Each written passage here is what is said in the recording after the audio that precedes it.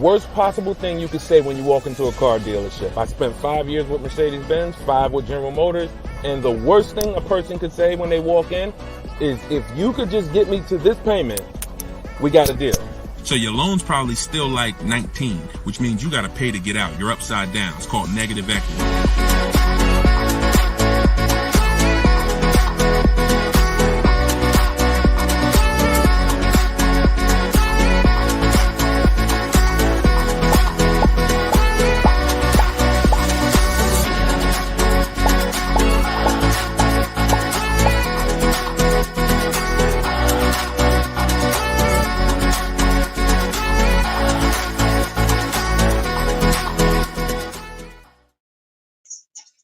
Welcome. Let me mute this because I got the audio going on my phone. We're on Instagram Live. This is our May 7th, Tuesday, May 7th, Car Questions and Answers live stream. I am your host, Deshone the Auto Advisor. You may see these broadcasts throughout the week on TikTok, on YouTube, Instagram, and Facebook. But whenever you don't see the banner above me, that means you're watching one of our live shows, so you guys can start typing your questions. If you don't know me, my name is Deshone the Auto Advisor. Let's get the quick housekeeping out of the way before we start bringing in questions. I've been in the auto industry since 2006. I left in 2020 after the pandemic. Since then, we've been focused on car shopping education, teaching you how to get the low market prices on your leases, your new cars, and your used cars by bidding and looking at multiple offers, making dealers and banks bid for your business versus how you've traditionally shopped. So that is what we do. I'm also the author of the pretty much 5-star rated digital book. It's called Cars from Home, and we're currently rated 4.94, goodreads.com. Just want to get the housekeeping out the way for those of you who don't know me. For some of you who've been on the show before on the stream, welcome back. But for those of you who don't know me, this is my new digital book. It's called Cars from Home. You can get your copy for 75% off the normal price by going to my Instagram bio, the TikTok bio, or if you're on Facebook or Instagram, you can actually scan this QR code, Facebook or YouTube. You can scan the QR code, or you can go to Deshone'sBook.com. We have a link in the comments for you. Lastly, I am the host of the masterclass, Everything You're Doing Wrong, Buying, Selling, and Leasing Cars. Some of you have asked, I share a lot of people who are using these strategies throughout the broadcast. Some of them are people who have my book. Some of them are people who attended my free masterclass, and some of them are in my car shopping school, Maps Academy. So either way, you guys can get anything you need from me in the bios or in the comment section. So let's get started, Dolan. You can bring in the first question. This is May 7th. So if you're just getting on, we are live on all 4 platforms, May 7th, 12 p.m. Eastern time. And you can share this with your friends. Tyler from TikTok, how are you? How does gap insurance work on a lease? Great question. Gap insurance covers the amount that you owe if, God forbid, the vehicle is totaled or stolen and they don't find it. So let's just say the car is only worth $40,000, but the actual cash value if the vehicle gets totaled is, $35,000. So if the insurance company is only going to pay out $35,000, the gap insurance would kick in and cover the remaining gap. So now most leases include gap insurance, but you never want to assume that the lease includes gap insurance. Whenever you are getting your offers from dealers, when you're getting your offers, you always want to make sure that you ask for them to include gap insurance. But yeah, that's the way it works. You want to make sure 99% of leases have gap, but you don't want to make that assumption. Always ask when you're getting your quotes that the gap insurance be included. All right, great question. Go ahead, Dolan. Next one. All right, keep sending your questions, y'all. I see you on Instagram. Those of you who are on Instagram, you click that thing that looks like a paper plane, and you can actually see that you can easily invite a couple of your closest friends to the broadcast just so they know about this information when they need it. Because 1 in 5 people are shopping for a car at any given time. So 5 people in a group, 1 of them is going to be shopping for a car, and we want to make sure you guys have the knowledge you need. Go ahead, Dolan. Guys, make sure you are typing your questions all in one question. Try to get it all in one question. What's up, Instagram? This one says, new car parts are hard to replace. The dealership wants old cars back. Anybody who's in the business of buying cars wants cars. So it's not just the dealerships, it's the online buyers, CarMax, Driveway, Carvana. They want cars. Local people who buy and sell cars, they want cars. Wholesalers who buy cars to sell to dealerships, they want cars. If you get what I'm saying, you understand why you need to be making people compete. See, we take one buyer. That's what you've been taught to do. You've been taught to take one buyer, one person who wants your business, and give them the opportunity to negotiate. What we teach is for you to actually go to multiple people who want that business and make them compete. And that's how we make sure we get below market prices, because we in order to get below market prices, you must see enough offers to know the market. I'm gonna say that again. In order to get below market prices, you have to know you've seen enough offers to where you know the market. Could y'all keep running up the likes on TikTok? Every time we say something that you like, if you could just tap the screen, it runs the likes up and it gets a lot of people's attention on TikTok. Let them know they need to be here. Okay, so that's what you want. Everyone wants cars back. So you want to make sure no matter where the market's going, electric cars, old cars, new cars, luxury cars, just make sure you are getting at least 5 to 6 offers every time you want to replace a car. We don't trade in cars because you are not going to get the money you could get trading cars. Now, I'm not talking to you about doing private sales either, where you list the car and then you go and you got to, have people come to your house in Facebook Marketplace. I'm talking about the people who pay cash money, inspect the car in an hour, hour and a half, and cut you a check. Those are the people we need to get 5 to 6 bids from, and that's what we teach. Those companies are very easy to find and very easy to work with. Okay, who's traded a car before? If you've ever traded a car before, type the letter T. All right, stay by your phone, y'all. This is live. This is May 7th. This is our 12 p.m. class, so stay by your phone. I want you to make sure we don't just talk here, we dialogue. All right, in order for you to get the most out of the show and for me to continue to do them, you want to make sure you as close to your keyboard so I know you're actually getting value out of the class, out of the stream, because you're communicating, engaging versus just listening. All right, I'll see you, Bell, on YouTube. Anybody who's traded a car before, type the letter T. If you've traded a car, this is important for you to know. It's almost impossible. I see you, Thomas, on Facebook. It's almost impossible, ML Headley, to get the most money for anything, not just a car, for any item on trade. So we don't trade. We don't trade. You're not going to get the most money, and you're not going to know that you got the best offer. You need to get 5 to 6 of these online offers, and that is how you replace your leases. And in the same way, look, you've left money on the table.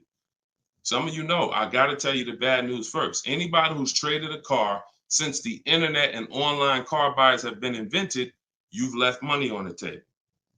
So I want you to stop. I'm suggesting you stop doing that right now if you really want to make $1,000, $2,000, $3,000 more every time you replace your cars. Okay? Go ahead, Dolan. Shoot the next one in. Jock from TikTok. How can I get rid of negative equity with a lease? First of all, let's talk about why do you have negative equity. This is improper deal structure. So if you went over your mileage, that means listen, you should not be taking a lease for 10,000 miles per year knowing you drive 15.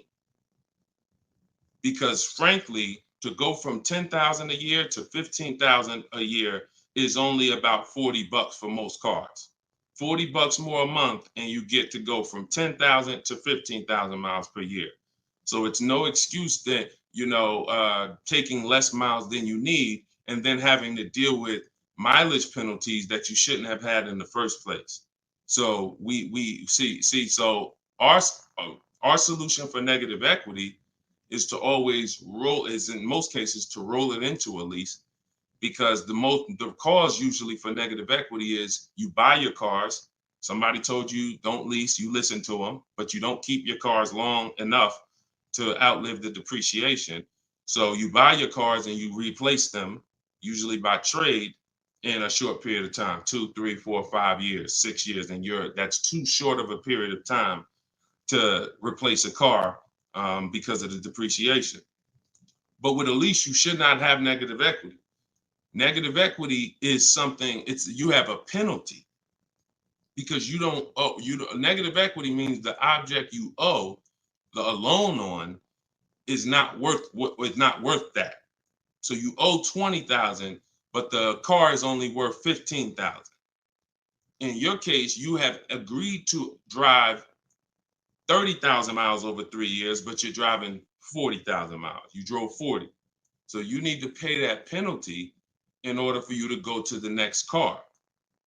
Okay? It should have been in your lease to begin with because you pay less for it if it's in your lease. You pay probably 15 cents a mile, where on a penalty, you're going to pay 25 cents a mile in a lot of cases. So what you want to do is you want to consider this: staying in the car, waiting to the end of the lease, and if whatever your mileage penalty is, rolling it over to the next car as far as work your deal out. This is what I would be doing. One, I would do an equity assessment. Before we even talk about this, you need to do an equity assessment. The equity assessment is step 2 in my process. The name of my book is Cars from Home, 7 Steps to Saving Time, Money, and Avoiding Dealership. So it takes you all the way through the journey of getting your car from home while you are at home. So the second step, which is right after we decide whether we're buying or leasing, is we must do an equity assessment. Some of you, who has a car that they're going to be replacing to get a car? Type me. If you have a car, it could be a lease or it could be you own it, but you're going to be, next time you car shop, you're going to be replacing that car. Who's in that situation? Type me. Stay by your keyboards. Let's go. We're live. This is May 7th. Wake up, people. Wake up. School me. All right, me, I see you. All right. What's up? Y'all can we run the lights up on TikTok? Can we tap the screen? Can we tap the screen if y'all gonna spend time with us on TikTok? Tap the screen. All right. Okay. Let's go. Let's go. Come on, don't play TikTok. I'll close the broadcast. All right. Y'all not paying me nothing. Okay. So I'm asking you for a tap of the screen if you want to stay on with us. All right. We could definitely go TikTok. We could go Facebook, YouTube, Instagram if y'all acting funny today. We got no problem. All right. I appreciate it. I see y'all now. I see the lights running up. All right. So if you have a car you're going to be replacing, then everybody who just said me, then the first thing, once you decide whether you're buying or leasing, is you need to do an equity assessment. So you're going to call your bank. If you don't have a bank, the car's paid for, then you can skip this step, but you're going to call your bank. You're going to find out what your payoff is. Once you find out what your payoff is, you're going to now, if you have a lease, you're going to ask them, do you have a third-party restriction? Now, once you make a note of those things, that's 4 different paths. See, I just talked to 4 different people. It's very important that y'all understand that I don't teach one size fits all car buying advice. So you got to listen closely to see, oh, is he talking to me? Oh, that's what group I fall in. So I just said, some of you are going to replace a car. You have no money you owe on it. You don't need to call your bank. Everyone else, lease or purchase or finance, you need to call the bank, and then you're going to ask for your payoff. Once you have a lease, you're going to do this next step. So some of you who don't have a lease, you don't have to do this step. Then you're going to ask, do I have a third-party restriction? And you're going to make a note of that. And you're going to put yourself into one of those 4 categories.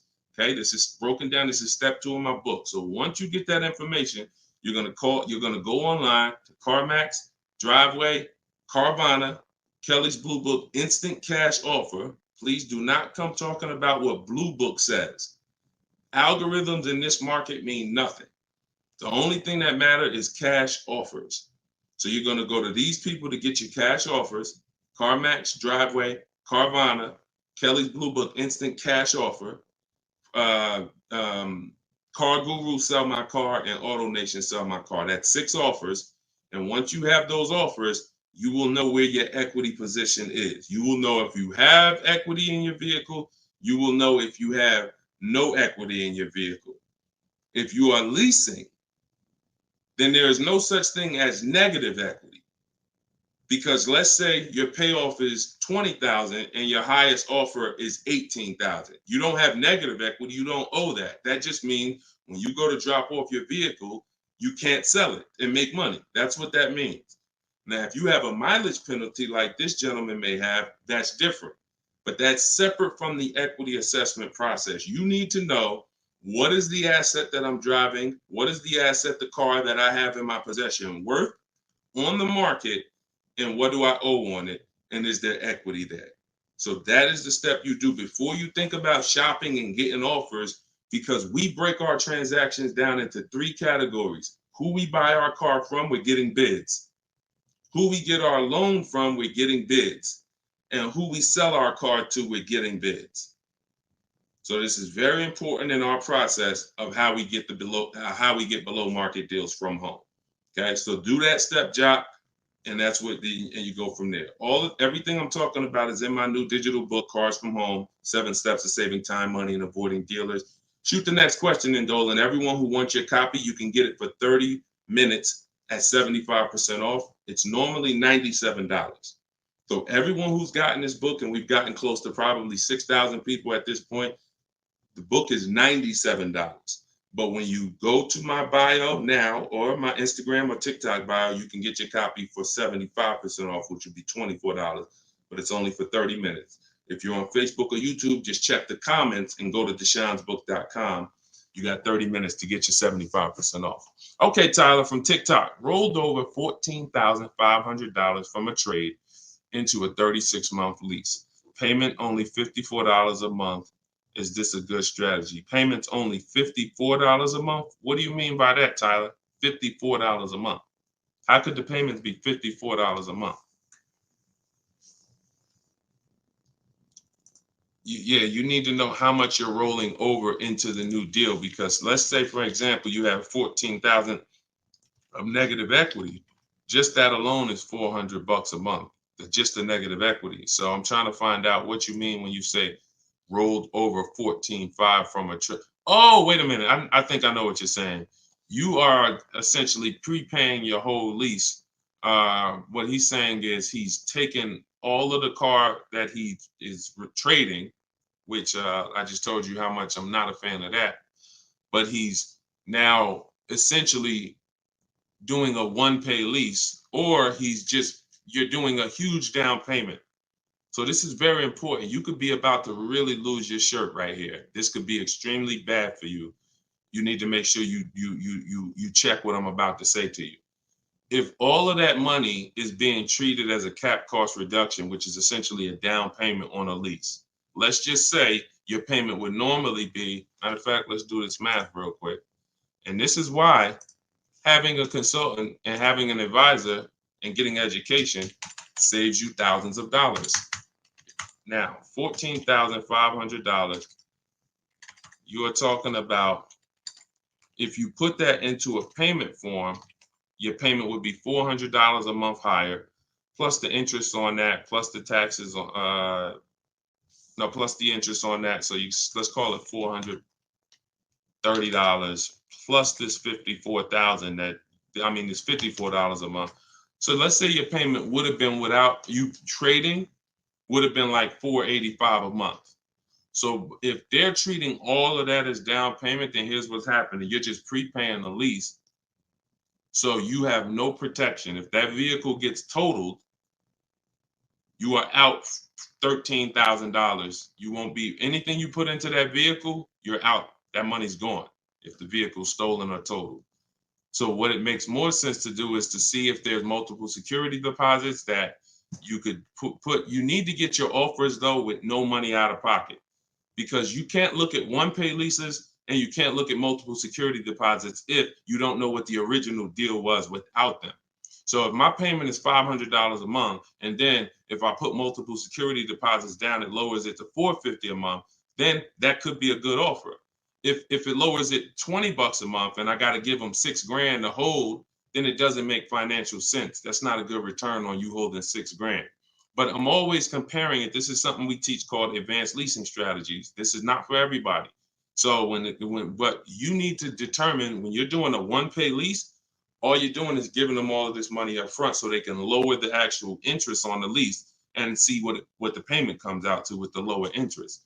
So you have to get offers without down payments. This is why I'm saying when we shop, we never shop with down payments, whether we're buying cars or leasing them. We never shop with down payments because when you're putting all this money in, you can't assess the deal because you don't know how much of this being a low payment is because I put all this money down. You need to know you have a deal before you consider what monthly payments is going to be.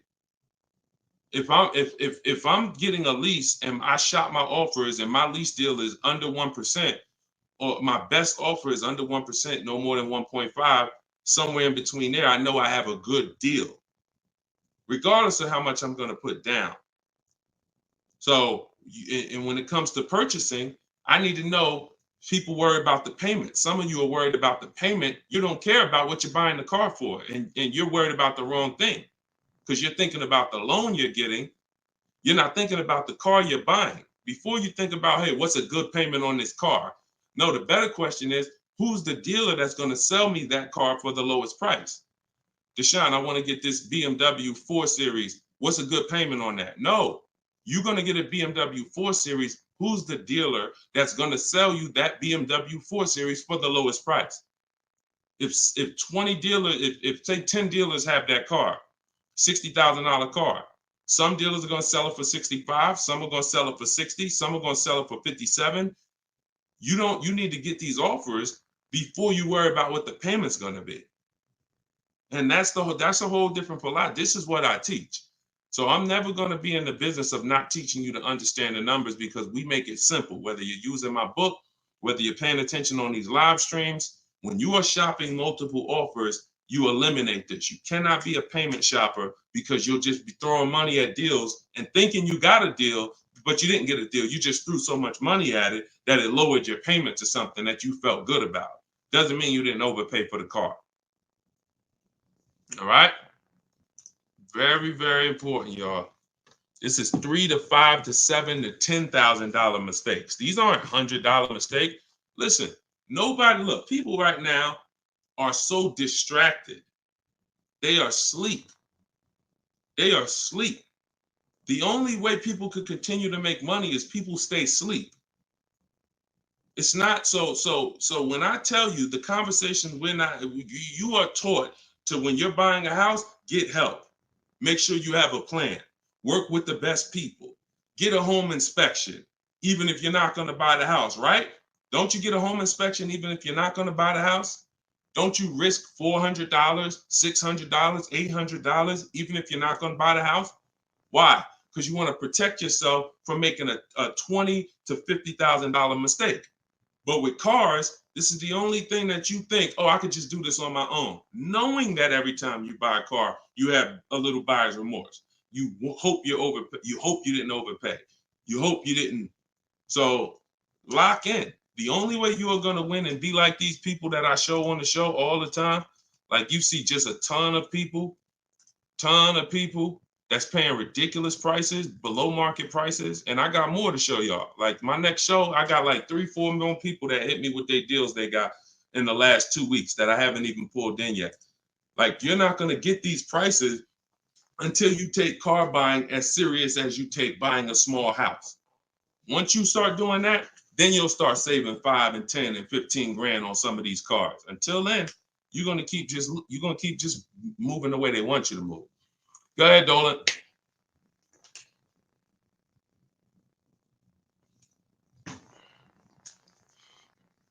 Is there any way to get out of a car with too much negative equity? No. Negative equity is what I call a bad credit for people with good credit. You could have an 800 score. If you have too much negative equity, you're not going anywhere. So the first thing to know is what's the cause. See, we could sit here and we can cure the problem, but until we know the cause, you're just going to go and you're going to repeat the problem. The cause is you're not leasing, but you're not keeping your cars 8 years. So what you're doing is you're losing on depreciation. Your car's value is going like this. You buy your cars, it goes down 15%, 20% the first year, 15%, 12%, 12% is losing thousands of dollars in value for the first 5 years. And then that's when you go to trade it, or that's when you go to replace it. So you don't keep the car long enough for it to start losing a little bit of value because somebody taught you you could just switch cars anytime you want. Buy them and switch them, buy them and switch them. This is a depreciating asset, and you're going to lose every time doing that compared to someone who's getting great lease deals. So if you're not, our rule of thumb is if you're not buying your car to keep it at least 8 years, you should be shopping for great lease deals, not purchases. So you need to know the cause. Now, once a lot of you figure that out, that that's true, and you learn that all of this bad structure has cost you, you're going to lease. You're going to say, Deshone, I'm not keeping my car 8 years. I'm leasing my next car. If you don't have too much negative equity, then what you should be doing is trying to cover the difference. So you're going to do that equity assessment process that I laid out about 10, 15 minutes ago. You're going to do that equity assessment process. If you only have a $1,500 to $2,000, $3,000 difference between your best offer and your highest offer, I mean, let's say you owe 20 grand, but somebody's going to offer you 18, then I would pay off the difference all day long because I'm still winning with a bidding system on there. See, when you get bids, even when you have negative equity, that's still you're still getting the most money for the car you can get, which means your negative equity amount is going to be the lowest it can be. So you always want to explore if I could pay the difference between my highest online offer and my negative equity, that's the best. Because once you can't do that, now you eliminate the ability to be able to participate in a bid because you have to trade. This is the only time where we have to trade because you need somebody to finance that negative equity because you can't pay the difference. You don't have the cash to pay off the negative equity. See, if I know that I can cover my negative equity by selling the car to CarMax and I pay $2,000 and I'm out of it, that means now I can get bids for my replacement car, which is what we do. So I can get the lowest bid for the car I'm buying, the highest bid for the car I'm replacing, the lowest bid for my interest if I'm buying. Once I have to trade because I have too much negative equity, I can't do that. I can only get the bid for the car I'm buying, and then I have to ask that dealer to roll my negative equity into the car that I'm buying. And the problem with that is that dealer is not going to win a bid. So even though CarMax may have been offering you 18, that dealer may only be able to offer you 16. So what would have been $2,000 of negative equity is now $4,000 of negative equity. That's why paying the difference is always best if you want to maximize the deal and get below market deals. That's it. But if you have too much negative equity, you can't do that. Now, it's very important that you understand something regarding the car you're replacing your negative equity with, the next car you're going to buy. You can see Sean uses our bidding strategy. He's in our private group. For all of you who want to know about my private groups and you have to attend, there's people who ask me, who are these people? You must attend my masterclass in order to be eligible to be in our educational course. So this is but what it is my book in video form with coaching. So the 7 steps are the same. Those of you who are using the book to get to your goal, use the book. It's just different ways of learning. So anyway, you can see Sean here he got his bids and he found a car that had a $15,000 rebate. He didn't know that, a $15,500 rebate. So if Sean wanted to bring negative equity over to this vehicle, he's buying the car so low with all the rebates, he could bring over 5, 10, 20 grand of negative equity and he's still going to be able to do it. Because as long as you're getting a big discount, you actually can, the bank is not going to lend 25% more than like 25% more of the car's value. So you can't slap 10 grand of negative equity on a $30,000 car. And the bank is going to look and say, why would we lend $40,000 on a car that's worth 30? There's something called loan to value ratios. It's in all forms of lending, loan to value. So you have a cap based on the price of the car. There's only 25% or so more that the bank is going to lend. So if you're trying to do no money down deals, having too much negative equity prevents those. So this is why we need to get out of negative equity and stay out of it and start leasing. Stop buying your cars. The only time you actually switch from a purchase with negative equity, I own my car and then I'm switching to another car and it's a purchase, not a lease, is if you had like an emergency. You were going to keep the car 8-9 years, but you just had a bunch of kids and now you need a whole different car. It's a life, but if you're not keeping the next car 8+ years, you shouldn't be buying again. You're going to be back in negative equity every time. Okay? All right. Go ahead, Dolan. You can shoot the next question. TikTok, I see y'all. We are live. This is May 7th. This is our 12 p.m. Eastern time show. If y'all can, every couple minutes, if you could tap the screen, if you're enjoying the show, if you're enjoying the stream, keep running the likes up on TikTok. Appreciate y'all. All right. Instagram. My lease on a CX5 is coming up. Car max value is showing 21,000. My buyout is like 18. Should I buy it and keep it? No. Why would you go from a lease with a great, and look, I'm going to talk different on every show because I know some of you are new.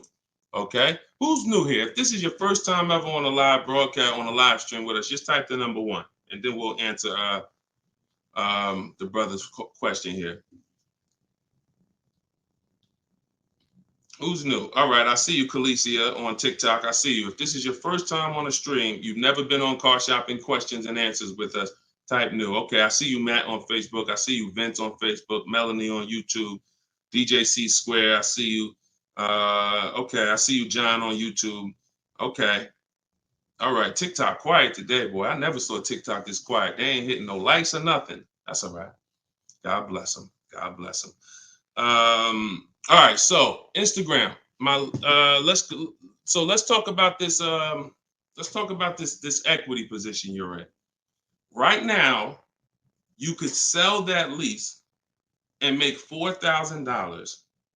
Why would you want to go from a lease, which is a not keeping my car 8 years? I want full warranty. I want low payments. I want to drive a lot of car for a low amount of money. Now I can shop for this new deal, get a great deal on the CX5, just so you know, understand something. CX, look, let me show you something. This was Tiffany rode in, and Tiffany got a Mazda CX50 a couple weeks ago, not too long ago. Look at this. So let me show you just kind of what this could look like in a great world. So you understand, she got a 2024 Mazda CX90. She literally paid 44. The sticker price on it was 44,000. She used our system. She actually wrote. This is a testimonial about the book, so you can see at the top says, "I believe we got a great deal from what we learned from the rest of the book." So look at this. She got bids, $44,800 vehicle. She ended up getting a $6,530 discount. That was her best offer. And then, so her lease payment on this would be incredibly low if there's a good lease program. But you're not going to save this kind of money negotiating. You want to sit at home, get bids, contact at least. We don't make a decision until we get 5 to 7 offers. We will not make a decision on a car until we get 5 to 7 offers, because 80% of dealers are overpriced. So you say you can get you might be able to get a lease price on this car for, $400 a month, no money down, for, $450 a month. Something, it might be lower. I don't know what the below market deal on your replacement Mazda is going to be. And then you could actually put that 21.4 in your pocket. So you could say, hey, the difference. So you would sell the car to CarMax for, and you would make $3,400. Just so you know, my mother sold her Mazda 2 years ago when the prices were real high, and she made $10,200. So why would I go from being able to do a deal like that, getting a new car, low payment, no money out of my pocket, put $3,400 from my old lease into my bank account? Why would I want to go from doing that to buying a used car, which is buying a 3-year-old Mazda, which is what you're suggesting when you say, should I buy it and keep it? What about that deal makes it better? If you figure this, Your buyout's 18. What's the payment on $18,000 plus taxes? 20 grand, 21 grand. What's the payment? 400 a month for 5 years. So why would I go and buy a 3-year-old used Mazda for 400 a month when I could go and I could lease a brand new Mazda for 400 a month and then turn around and again, if you're not buying this car to keep another 8 years, it makes no sense to buy a used car right now.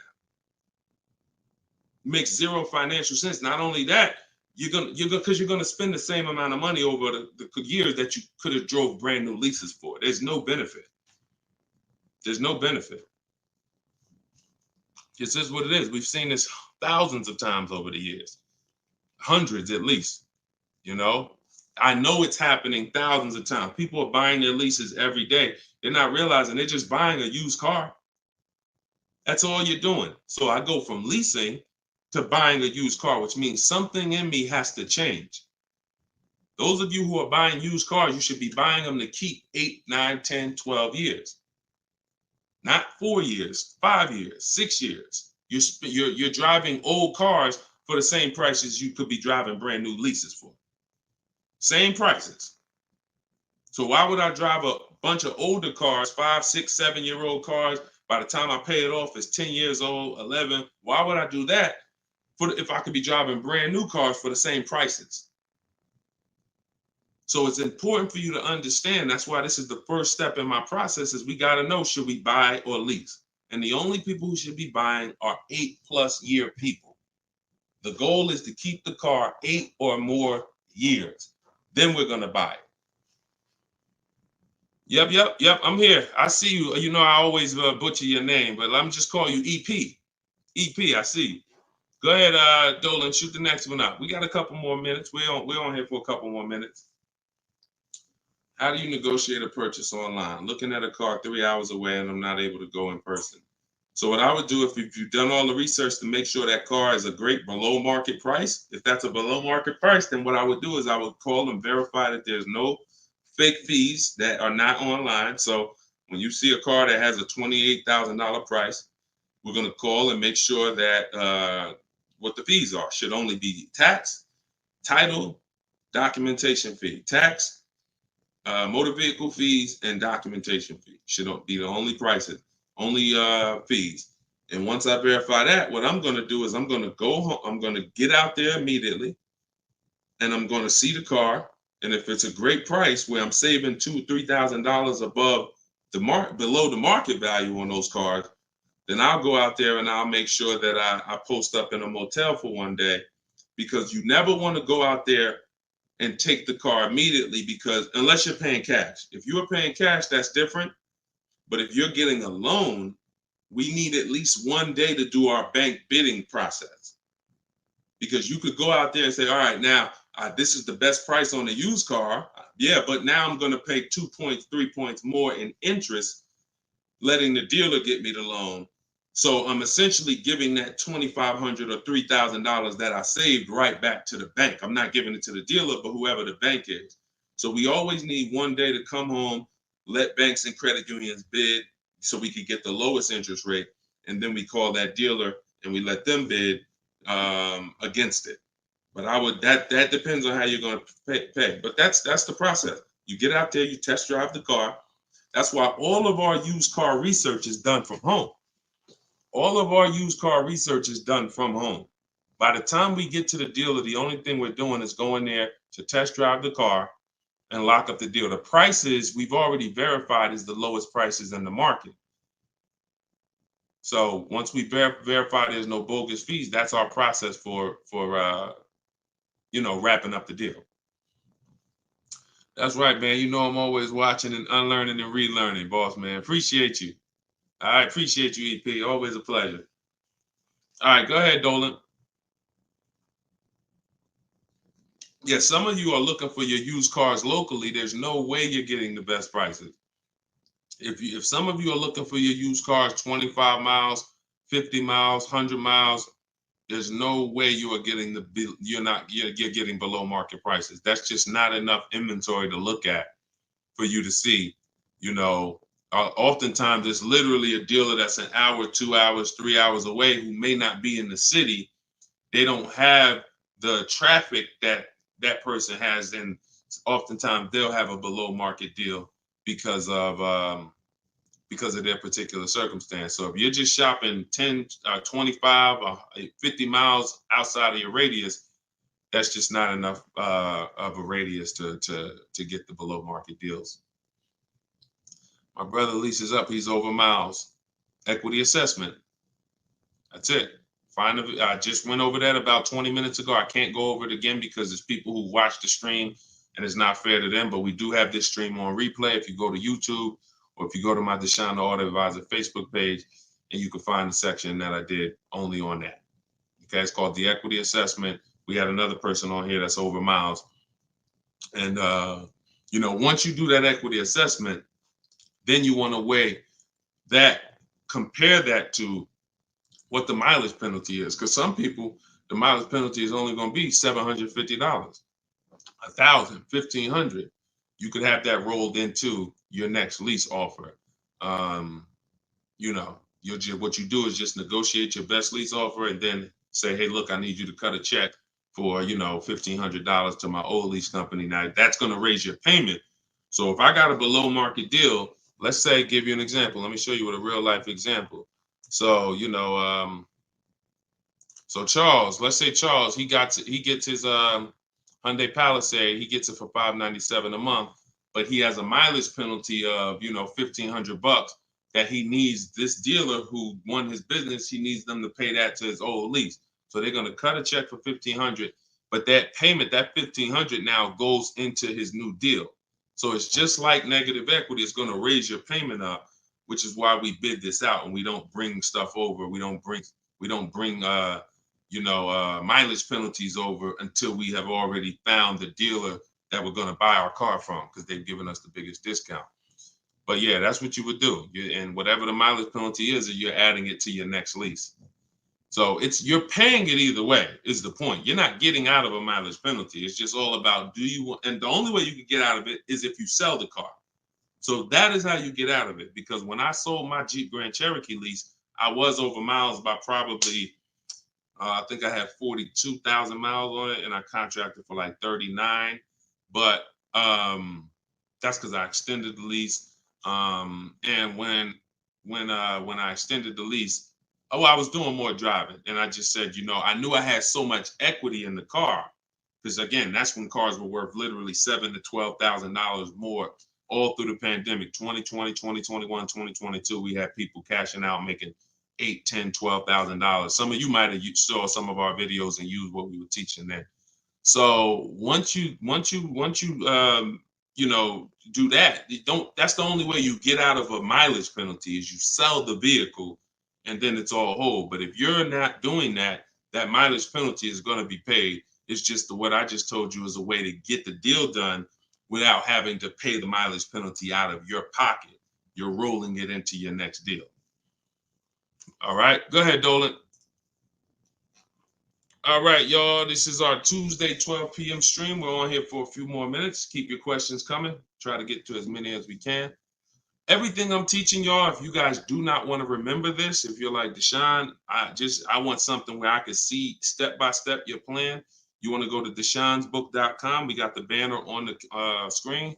If you're watching us on TV, you can scan the QR code with your phone and you can get my new book. It's a digital book called Cars from Home, 7 Steps to Saving Time, Money, and Avoiding Dealerships for 75% off. So you'll get it for $24. You won't pay the normal $97, but it's only for 30 minutes, okay? After 30 minutes, it's normal price. You guys that are on TikTok, you can get yours in my TikTok bio. There's a website there, as well as in Instagram, my Instagram bio. All right, get your 75% off if you don't want to get it, if you don't want to remember any of this. All right, so Guitar Jams, YouTube, what's the best price to negotiate over sticker price? For example, a car is a $26,000 sticker, but I'm only wanting to put $27,000 in cash. Is $1,000 difference enough to avoid all BS fees? See, that's a problem. See, let me show you how you're actually hurting yourself by doing this. You're not getting bids. You're not getting multiple offers. If you're looking at a new car like this, a $44,000 car, You go in and you assume what a good deal is going to be. We never assume what a good deal is going to be. We have to reveal what a good deal is by getting multiple offers from home. So we sit at home. In my way, we use the computer and we're going online and we're going to dealers' websites. I have scripts in my book. So all you're doing is copying, pasting my scripts to use this. Now, if you're doing it your way, you just want to make sure your goal, you could do it by phone. I don't care how you do it, but your goal is to get 5 offers, because until you get 5 offers on these new cars and on these leases, you're not going to ever know what the best deal really is, because 80% of dealers are overpriced.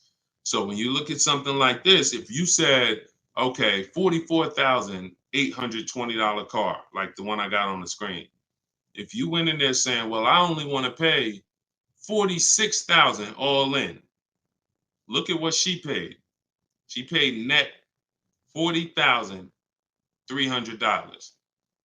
Look, this was her base price. She got $38,289. Her net price was $40,300.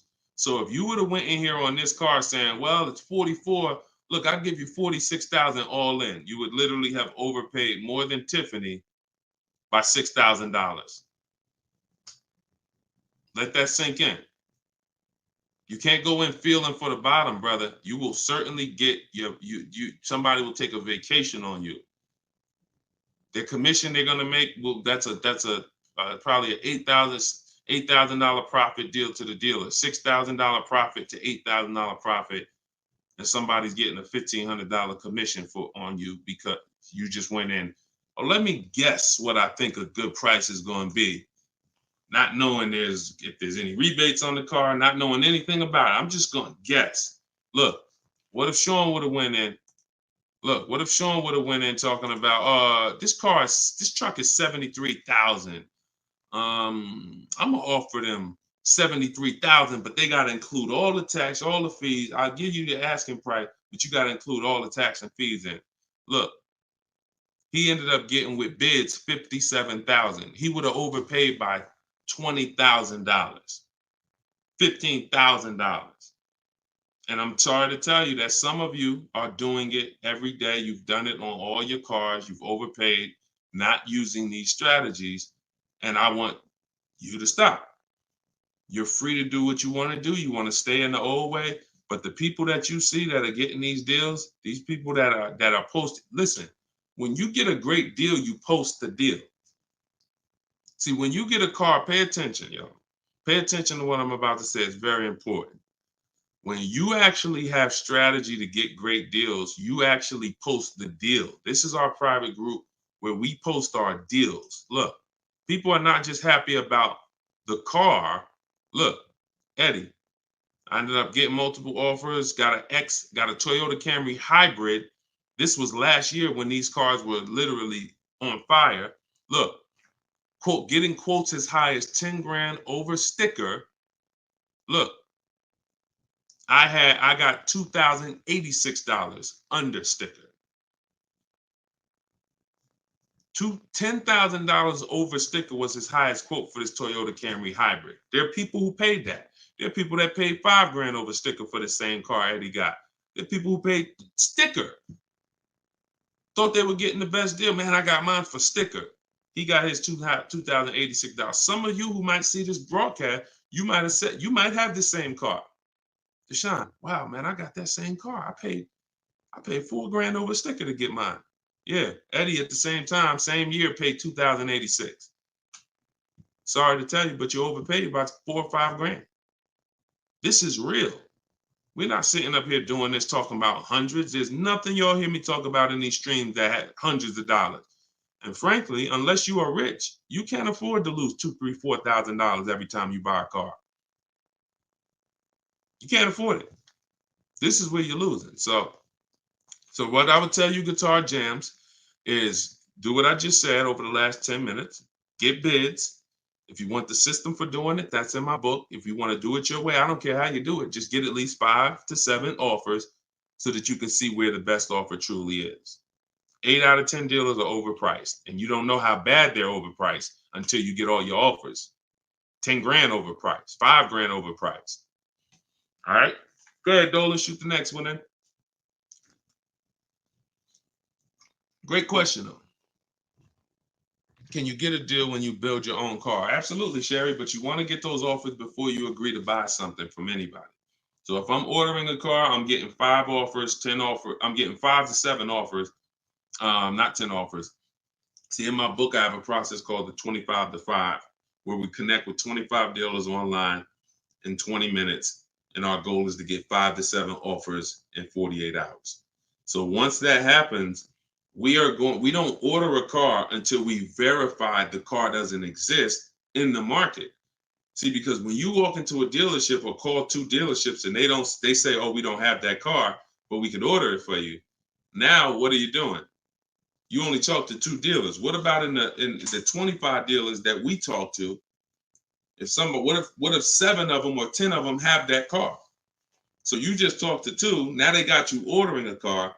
We don't order until we talk to these 25 dealers online and they tell us, hey, nobody has it, or it's only 2 out there, then we might order. But that car could be sitting right around the corner from you, or 30 minutes away from you. People could have 5 of them. An hour away from you, people got 3 more of them. But because you're just local, you think, oh, I need to order this. We don't order until all of those dealers tell us we don't have that car. And then when we send out our order request, we're getting quotes from all those dealers. So we're getting probably at least 10 offers. When we go to order, we're probably getting 10 offers because all of those dealers we've already been talking to. And any of them could order us a car. I had a young lady 2 years ago, no, last year, the new BMW came out, the new BMW X4M, and she got quotes. And to order, nobody wanted to give her below sticker price. Some were higher than sticker. The person who won the bid was giving her $3,000 below sticker. But the car had a bad lease program though, so she ended up not getting it. But $3,000 below sticker. If she was purchasing that car, that would have been a ridiculous deal. Brand new BMW, new body style, $3,000 below sticker. But that's bids. And we do that in 45, 60 minutes. Before you even get home from the grocery store, we already got the bids, and we're not putting in 60 to 90 minutes to get this done.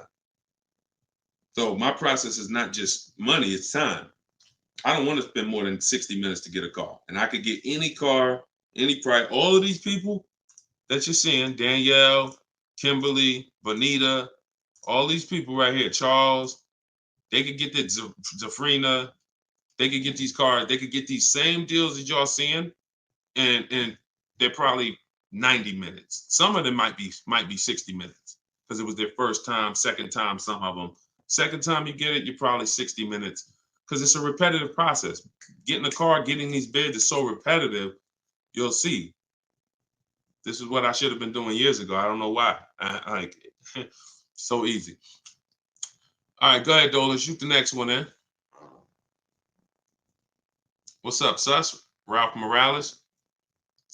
K. Michelle, I see you. That's not the K. Michelle, I know.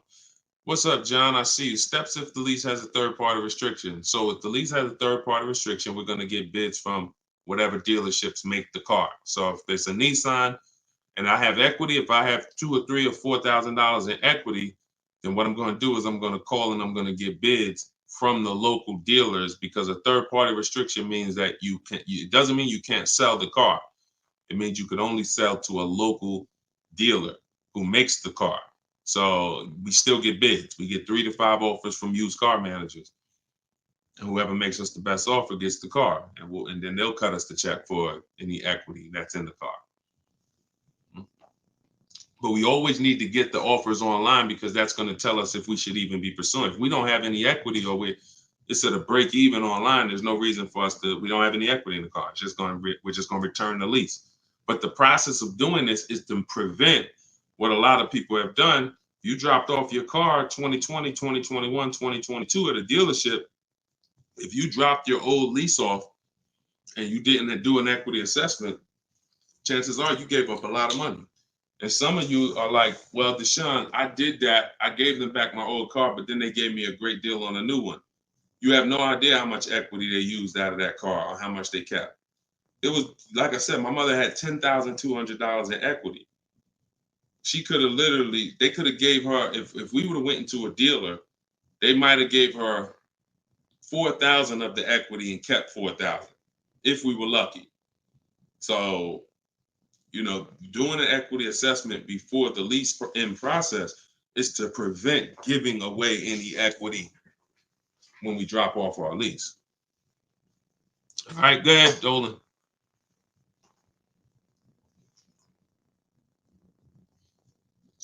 This is our Tuesday, May 7th live show, 12 p.m. If you don't see the banner above me, that means we're live. So you can type your question. Dolan will bring them in. We got another couple minutes. Hey, Deshone, currently in talks with dealers for a good offer. Thanks for all your help. Great. I feel empowered and confident I'll get the best price. Get the book, everybody. Stop leaving money on the table. Thank you, Nico Smooth. See, it's empowerment. It's the only way to feel empowered. You are not going to feel empowered going and negotiating with a car salesman. Anytime you're working with us, it's already set up for you to leave not able to guarantee you got the best deal. Nico Smooth, he's going to guarantee it. I don't know if that's a woman or man, but they're going to guarantee it because they're getting offers. They're getting offers. If you went in, if you had to buy a 100-inch TV and you just went out right now in the first store you found that had one, you just paid it. Or you looked and said, man, I think that's a good price. 100-inch, man, that's only, $900. I feel like that's a great price. Meanwhile, you didn't look on Amazon. Amazon had a better brand for, $200, $300 less. Or Amazon had the same brand, or Walmart had a better brand for $300 less, or Best Buy. These are the same principles. It's impossible for you to go into a car dealership and get a good deal and you don't know the market. The market you only know through getting offers. Once you get the offers, you see what the best market prices are and you pick the lowest one. That's how you get the below market offer. So I'm glad, Nico. Enjoy, and definitely send us your success story. Just like Tiffany did, email me your success story when you get that offer and you close that deal out. Way to go. Go ahead, Dolan. What's up, Todd Billions? Do you need to check dealers in other states? I live in Florida. Depends. We will go with, all right, so some people will do my strategy is called the 25 to 5. We're connecting with 25 dealers online. Some people, they do it through offers. If the state is not too big, maybe their 25 dealers is all, if the state is really big, maybe the 25 dealers are all in the state. But some people, they might only have 12 dealers in their state, and so they're going cross state lines, and that's very common. That's very common. If you look at Sean posted in our group, and he said he ended up expanding his search to 150 miles outside his area to find this deal. He said, I'm going to another state to pick this up, which is something I never would have thought of before, or would have before he attended the class. So he attended my master class. All of you who want to attend my free master class, it's called Everything You're Doing Wrong, Buying, Selling, and Leasing Cars. You can go to my TikTok bio, and you can go to my Instagram bio. We have a comment in the comment section for you guys who are on Facebook or YouTube. But this is, the local business is going to die. When you see and you shop online the first time properly, you're going to find out that the local business is going to be dead to you unless they win the bid. And you're not going to be committed to local anymore, because look, Sean is driving to another state because his best offer, it saves him $4,000. So no other dealer near him made him the other offer. This dealer that's in another state made him, and it's $4,000 better. So literally, if he has to drive 4 hours, 2 hours there, 2 hours back, he's literally making $1,000 an hour. This is the money we talk, big money talk.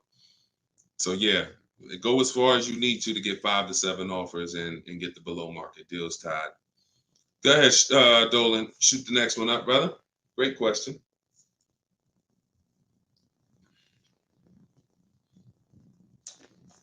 This is Charles Harris on YouTube. How are you? Hey, Deshone, why you don't have PayPal for a payment method?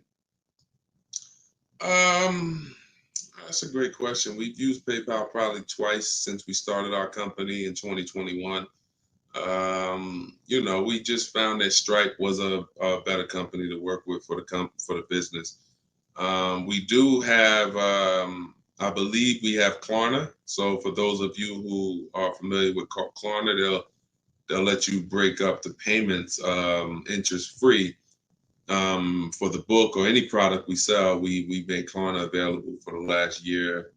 But PayPal is just a little different to work with. We've enjoyed working with Stripe. So hope that helps. Go ahead, Dolan. Right, we just hit the hour mark. Got a couple more. We'll try to take a couple more before we wrap. Lenice from Instagram. By the way, everybody, if you just jumped on, this is our Tuesday, May 7th, rather, 12 p.m. live. So we are live. So feel free to ask your questions. If you don't see the banner above me, then that means we're live and you can type your questions. Is purchasing a car from Enterprise Car Sales a good idea? If in order for me, when we're shopping for used cars, like I have this used Infinity truck. We got it a year ago. It was 2020, so it was 3 years old. When we found that car, when I narrow it down to my top 3 to 5 used car options, they have the best title histories, the best service records, the best accident records. They're the best price in the market. They're below market. And then I verify what the brand new price was, because you can't know a car is great until you know the new car price. Because if a car was 50,000 and they're asking 30, that's different than a car that was 55,000 and they're asking 30. The $55,000 one has more value, has more equipment, more options, so it's a better value. So it's impossible to get a great deal on a used car without knowing what the original price was. So you might have picked a car that's, this one is 30,000, but again, the original price was 50. Meaning, while another one might be 31,000, it's $1,000 more, but the original price was 55 or 57. So you got to know what was in the new car price to be able to compare when we're getting. So if I narrowed it down and that Enterprise car was in that bunch, I'm not opposed to it as long as it has great service records, great accident history, great title records. But the title is going to show as a rental. So when I say great title history, you got frame damage, you got salvage titles, you got rebuilt titles, cars that have been totaled, rebuilt. You have different forms of title: personal lease, personal vehicle, corporate lease. These are all different categories of title. So if you get one that has a rental, then that price needs to be considerably less than the other cars on my list. That's the only way I would look at it. Great service records, great accident records, and then compared to the other cars in my bunch, it's got to be $2,000 less than them. 1,500, 2,000 less. So that's the only time I consider it. Go ahead, Dolan. Now, the way we shop for new cars and leases in my book, and the way I teach, is the 25 to 5 strategy. That's when we're connecting with 25 dealers online to get 5 offers, 5 to 7 offers, 25 to 5. When we shop for used cars, we're using my multiple marketplace strategy. So we're going on every marketplace that has used cars, 8 of them: CarMax, Carvana, Driveway, eBay Motors, Car Gurus, Cars.com, Carfax.com, Autotrader.com. We're going on all 8 marketplaces because these marketplaces have different prices, different inventory, and that's how we shop it, and we narrow it down from there. All right, Fo from TikTok. Best way to trade a vehicle and not be upside down. We already had 2 questions about negative equity. So what you want to do, Fo, is either go to YouTube and go to Facebook. The replays are there once we end the show. Just find somebody who had that same question. Somebody asked about replacing a car that they had negative equity on. Upside down, negative equity, same thing. Just 2 different terms. Go ahead, Dolan. Everybody getting value out of the show. If you're getting value out of the stream, type $signs, type a $sign. If you're getting value out of the stream, type a $sign. All right, everybody getting value? All right, I see you. Perfect. Good. Good. I see you, John. I see you, Tracy. All right, I see you, Sterling. Yep. I see you, Charlene. I see you, EP. Perfect. Glad everybody's getting value.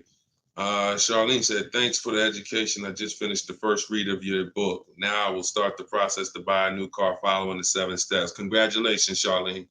Way to go. Now, some people choose to go the book step by step. So the last step that Charlene just said, step 7 is delivery. So you're not really getting, some people do this. And I can't, it depends on how you learn. The book is set up in a way where everything I teach is set up in a way, when y'all hear 7 steps, it's set up where if we talked on the phone, I would be saying, do this first, call me back. Do this second, call me back. Do this third. And then by the time we get to step 7, we're setting up for delivery or the pickup of the car. So some people never read the whole book. They just do 1 step at a time, and they never see step 7, me congratulating them for delivery, until they are at that step. Some people read the book straight through and then come back and do the steps. So whichever way you decide is up to you. The quickest way to your car, the quickest way is to just do 1 step at a time and then not read forward until you get to that step. But everyone learns different, and everybody, that's just if you want the quickest way, you want to get a car in literally 48 hours, don't read the whole book. Read 1 action step at a time, cross it off the list, and get it done. And then you'll have your car in 48, 72 hours. Okay, go ahead, Dolan. TikTok, using your book, all of these lease prices I received are too high, over 1.5%. Next step. Well, as I mentioned, once you get 5 to 7 offers, that means that car has a bad lease program. Not the brand, the car. So that Jaguar has several cars. That particular one, and it could be that trim level, has a bad lease program, in which case I always say with leases, we want to have at least 2 to 3 options, because we cannot control the lease program. So whatever the dealer was, so if you see a 1.5% lease, 1.6, 1.7, 1.8, 1.9, then that 1.6, that dealer's beating everyone else. They're selling you the car less than everyone else. But if they're at 1.6, then that means their lease program is bad. That's why we always get 5 to 7 offers. If they're all over 1.5, that means the lease program is bad. And we do not lease cars with bad leasing programs. We go to our next choice, because you'll see, literally, it's day and night. A $60,000 car could have one lease price of $900, and then you have a $65,000 car like Frena got. $65,000 vehicle, she paying $579 a month. 2024 Jeep Grand Cherokee. Got it a little while back. So this is, lease programs make the difference. What we do is use bids to get the lowest price on the cars. We're gonna always get that. But once we can't control the lease program. So we always have 3 options. With purchasing, we don't need 3 options, because once we get our bids, we're gonna just find a dealer that's gonna be the lowest. Nothing else matters. We don't need to worry about a lease program. Go ahead, Dolan. German Tink from TikTok, I see you. If our credit is not good, I feel like we don't have room to negotiate. True? No, your credit, you do. You see, again, we're mixing the loan with the price of the car we're buying. That's where you're going to overpay. Because if you have a loan, you have bad credit, the only thing that should be affected is the interest you pay on the loan. That should be between you and the bank, the lender, not between you and the dealer. So what your job to do is, if you have bad credit, the lender you get your loan from is going to tax you for it. You're going to pay higher interest than what someone with good credit would pay. But what you should not be doing is overpaying for the car because you didn't get bids. So you can get bids for your car, and then you can use a company that gets deals done, that gets people loans, even with bad credit. And you know, I use Limbuzz. I recommend Limbuzz. I don't use them. I recommend them. So you could either, pay a high interest rate and get a great price on the car, or you could do what most people do: get a bad price on the car and pay a high interest rate because they're going and they're shopping desperately. So in my process, we would get with Limbuzz, get our pre-approval with Limbuzz, and then we would go and we would shop and get bids to make sure we're finding the lowest price on the car. See, once you learn what we're doing and you start doing what I'm telling you, using what we're talking about here, you're going to see the car price is independent from the loan. You've been taught to focus on the loan, which is how much my monthly payment is going to be. Oh, am I going to not be able to negotiate? The car's price we're negotiating has nothing to do with the loan we're going to use to buy it. Okay? So everything that I taught from today, guys, is in my book. It's my new digital book. It's called Cars from Home. You saw it if you were here earlier. We're rated 4.94 on Goodreads.com. Thank you to everyone who's reviewed the book and gave us 5-star reviews. You can get your copy in my TikTok bio for 75% off. That's $24. It'll be in your email in 2-3 minutes, in my Instagram bio. But don't let that timer run out, because then the price does go back up to $97. You can get yours for 30 minutes. And the same thing online here on YouTube, Facebook. We have the banner here. You can scan this QR code with your phone if you're watching us on TV. And this is what we do, y'all. We do these shows throughout the day. You can see on what time we'll be live. So we'll be back for the next one shortly. And make sure when you see us, you hop on and ask your questions, all right? But let's go get these deals. Shout out to everybody who's committed to unlearning and relearning. In order for you to win with what we just talked about, you have to unlearn the way you were taught to car shop. You have to unlearn that and relearn the new way. All right? God bless y'all. Enjoy the rest of your day. See you soon.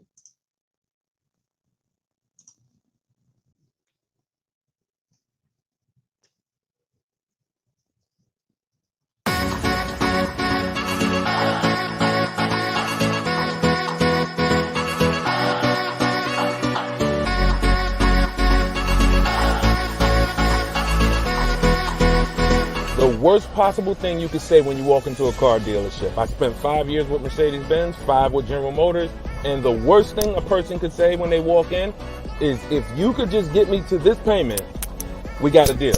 So your loan's probably still like 19, which means you got to pay to get out. You're upside down. It's called negative equity.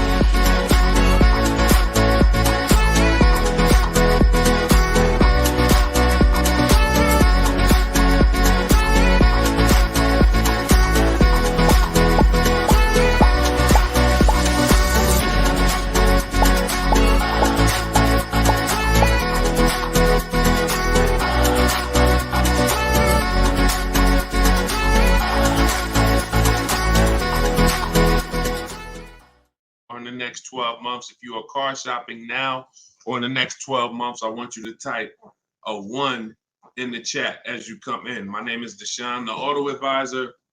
I do these live streams throughout the week to answer questions when it comes to car buying the new way.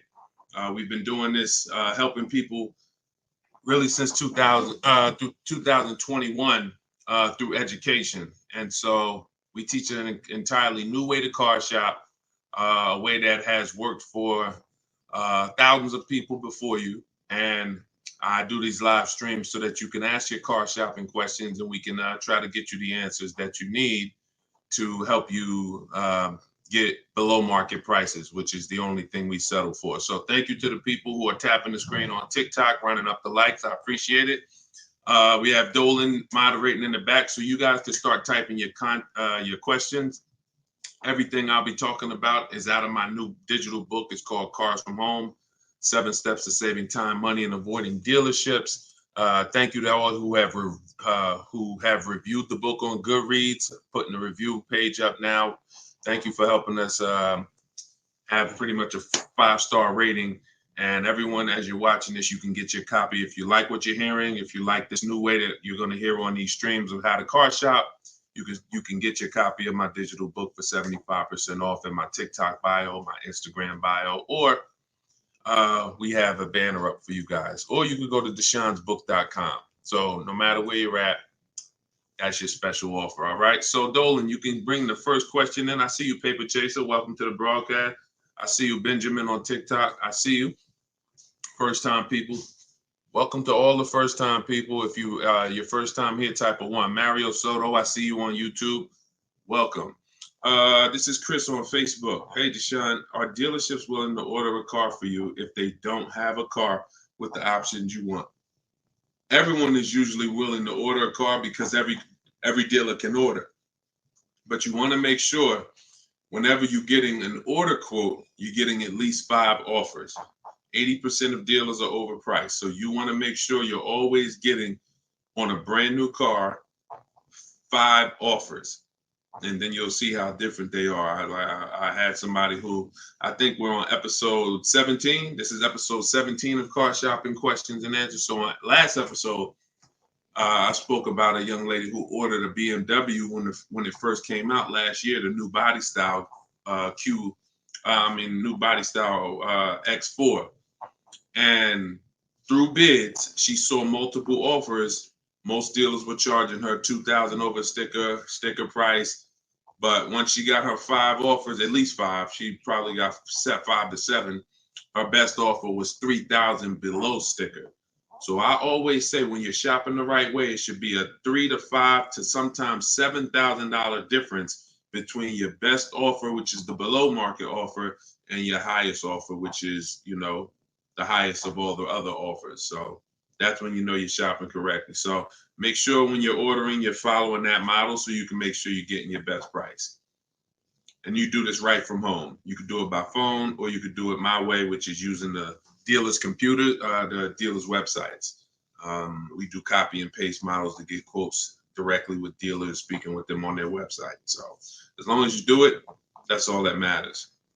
All right, great question. Shoot the next one up, Dolan. Let me open up my phone on Instagram. My phone battery is low, but hopefully. Okay. Yes, everybody. This is our Tuesday 7 p.m. live stream. So this is live. Whenever you guys don't see the banner above me, then that means we're absolutely live, and you can ask your questions. We rebroadcast these streams all through the day, so you can send your friends, family to them. But whenever you don't see the banner above me, that means we're actually live, so you can ask questions. Okay, go ahead, Dolan. This is from TikTok. I need a new truck. Any advice? Or the first thing, all right, I'm getting ready to tell you the first thing you think about when you are in your position. And this is the first thing that all of you should have thought about. If you haven't thought about this yet, you've already skipped something that is very important. The first step in my process is always to ask ourselves the most important question. Does anybody know? I know we may have a lot of new people on here, but does anybody know what the most important question is? It's probably going to take you too long to type it. So I just want to see if anybody knows what the most important question is. I'll give you guys maybe 5 to 8 seconds to chime in some answers. Can I afford it? That's a good one, but no, that's not the most important question. That comes a little later in the process. Come on, Benjamin, Charlie. Am I keeping the car 8 years? My man, way to go right there. DM me, man. I'm gonna get you a free copy of my book because I like that. All right, that's the most important question. Just DM me on TikTok. I can't read DMs, y'all. So if you actually have DM me, 99% of the time I'm not gonna see it because I have a team that helps me with my social media. So I'm not seeing DMs because we just get way too many throughout the day. But in your case, yes, send me that. Yes, but that's the most important question because here's the thing. The first thing you want to think about is how long you're going to keep it because you're about to buy something that's going to go down in value. You're not going to get the most value out of it until after 7 years. that's when you're going to get the most value. Everything before that, who knows, when I break these things out, I'm showing you the depreciation curve. And this is how your vehicle is losing value. So if you buy a new vehicle, it's losing value like this. If you buy a used vehicle, it may be losing value like this, but it's going down thousands of dollars every year. So until you keep the car long enough, some of you are just not keeping your cars long enough to win, because you're turning around and replacing your cars while it's still like this. You're still losing $2,000, $3,000, $5,000, $7,000 a year, depending on the price of the car, in depreciation. Now, when you keep your car long term, you're going to beat depreciation, because eventually your car starts to, like, who has a car outside right now that's at least 8 years old? Who has a car outside right now that's at least 8 years old? Type how many years old the car is. I just want to demonstrate something, because if you skip over this, you're not going to be able to get a good deal. You can forget it. I'm telling you right now, I call this the most important question. If you get this wrong, forget about getting a good deal. It's impossible. And I'm going to explain why. This is not, if some of you are new here, I don't need to hype anything up. I love math. So I make math simple. You might not love math. I love math. And I know that when it comes to cars and buying versus leasing, it's a numbers thing. It's a math thing. And I'm telling you that if you're not going to keep your car long enough for the depreciation to level out, like you can see Chris here on Facebook, he has a car 10 years. Carlos, 10 years. Tyranny on YouTube, 10 years. Okay. Yep, I see you. Kura Cindy on Instagram, 14 years. Jeff Walkus, YouTube, 15 years. Now pay very close attention to this. You'll notice that the way the amount your car is worth today, it's going to be worth almost the same thing next year. It's going to be worth almost the same thing next year. If your car right now is worth, if it's 9 years old and it's worth $8,000, a year from now it's probably going to be worth $7,600. That's when you have beat depreciation. Tap the screen on TikTok if that makes sense. See, if your car is only losing, some of you see these answers, until you are actually keeping your car long enough. It's not about when you pay off the car. A lot of people think that that's the car's paid off. It doesn't matter. The value of the car is going down. This is why I call this the unseen expense. Depreciation is the unseen expense. And so how do we beat it? You can't replace the car in 2 years, 3 years, 4 years, 5 years, 6 years, 7 years. Can't replace it. You have to replace it either after that, or if you're not going to keep it that long, you should be shopping for a lease. And I'm going to show you the numbers before we move on from this. I'm going to make this point very clear. Now, this is step 1 in my book. This is why if you don't get this step, you cannot get a great deal on a car. So Instagram, I just want to let y'all know that if you're enjoying what we're doing, there's a button that looks like a paper airplane at the bottom of the screen. If you could hit that and just quickly in 10 seconds, tap 3 friends or 1 friend, anyone, I don't care. Just invite people over, because I know they'll appreciate it. Because a lot of you guys have friends right now that are outside in dealerships getting overcharged as we speak.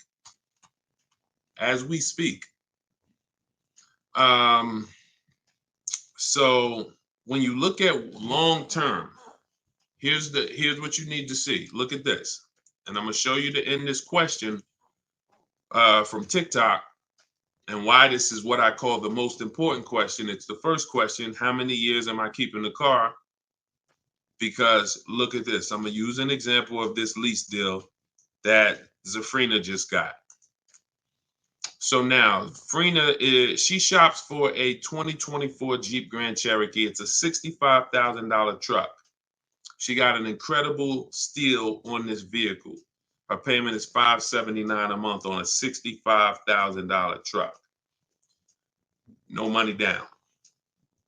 So she did this. She got bids. You're not negotiating for these deals. So I'm just telling you, if you guys want to get these deals, you need to use what I'm teaching you. If you want to get it step by step, it's in my book, in my TikTok bio for 75% off. You won't even leave the broadcast on TikTok. You can get your book for $24 and you'll have everything I teach step by step.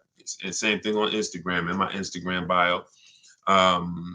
You can get it for 75% off for 30 minutes. So I want to show you guys this. And you know what? That lease deal is too great. I don't even want to use that. Let me use something that our average people are getting no problem. Like, because Zafrina's lease deal was just ridiculous. $579, $65,000 Jeep Grand Cherokee. From home, by the way. 60 minutes. Maybe she put in 90 minutes. It was her first time using this stuff. 90 minutes. So Danielle got $550 a month. First payment was all she gave them. So there was no money down. She got an Audi A3, $44,000 new vehicle. She's paying $550 a month. Now, I'm going to ask you guys a question. Danielle gets this sitting at home. And look, she said, due to circumstances, because some people like Deshone, she might have had time, a lot of time to do this. You know, I need a car in like 30 days. But she said, due to circumstances out of my control, she posted this in our Facebook group. I had to lease something quickly. Yep.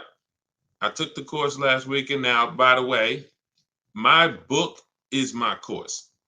So don't think you have to get my Maps Academy to get this. My course is 7 steps in video form with coaching from me. My book is 7 steps in book form, and they're the exact same steps with the exact same scripts. So it's just how you, some people like Deshone, I win with the book, like Tiffany, other people who review, and some people do this. So it's all the same. It's just different learning. So the point is, I want to show y'all something. We're making a point here.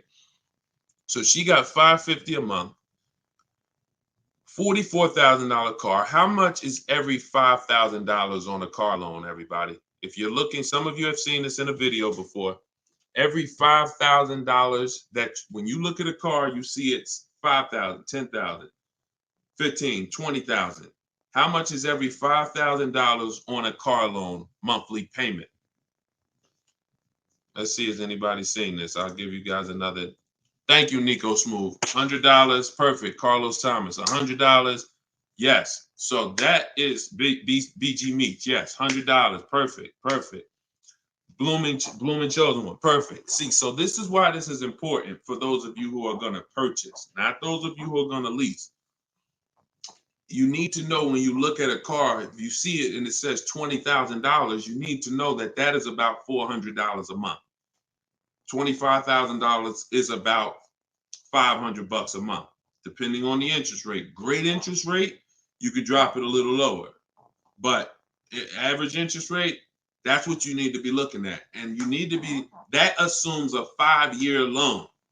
Because some people say, well, Deshone, if I take a 6-year loan, no, it'll be lower. But 6-year loans should be the max. See, that there's different ways to budget. If I budget $500 a month and I say, well, how much car does that get me on a loan? 25 grand. Now that's for 5 years. So if I go find a car for 25 for $500 a month for 5 years, I did better than if I got a car for $500 a month for 6 years. So there's different ways to raise your budget. I have something in my book called The Perfect Budget. I created a calculator. It walks you through what I just said. See, what I just said is very important. Knowing how much you can spend if you get a 5-year loan, and then saying, all right, if necessary, I'll go with a 6-year loan and bump myself up, but I'm still below my max budget. But I'm not going $500 a month for 6 years. Can y'all tap the screen and run the likes up on TikTok? Keep running them up if y'all getting value out of what we're doing. So we're still making a very good point here, okay? I'm spending really most of this stream going deep on the first question. And I've never done this before, so we'll see if it works. If somebody said I have a new truck, new advice, any advice?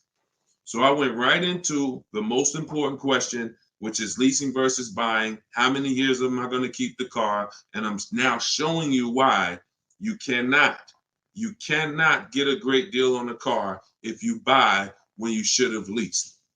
So let's wrap this up. So we can see here, Danielle got $550 a month on an Audi, no money down. Now let's take the same vehicle and let's pretend she purchased it. She didn't know about leasing versus buying. She just listened to a bunch of people, bad advice, who say never lease a car. So she goes in, she's looking for the same Audi Q3, A3. It's her dream car. Oh, I've been wanting this for a while. So excited. So how much is this going to be? I'd like to do no money down. Okay. Well, $44,000 car. Forget the taxes. Forget everything.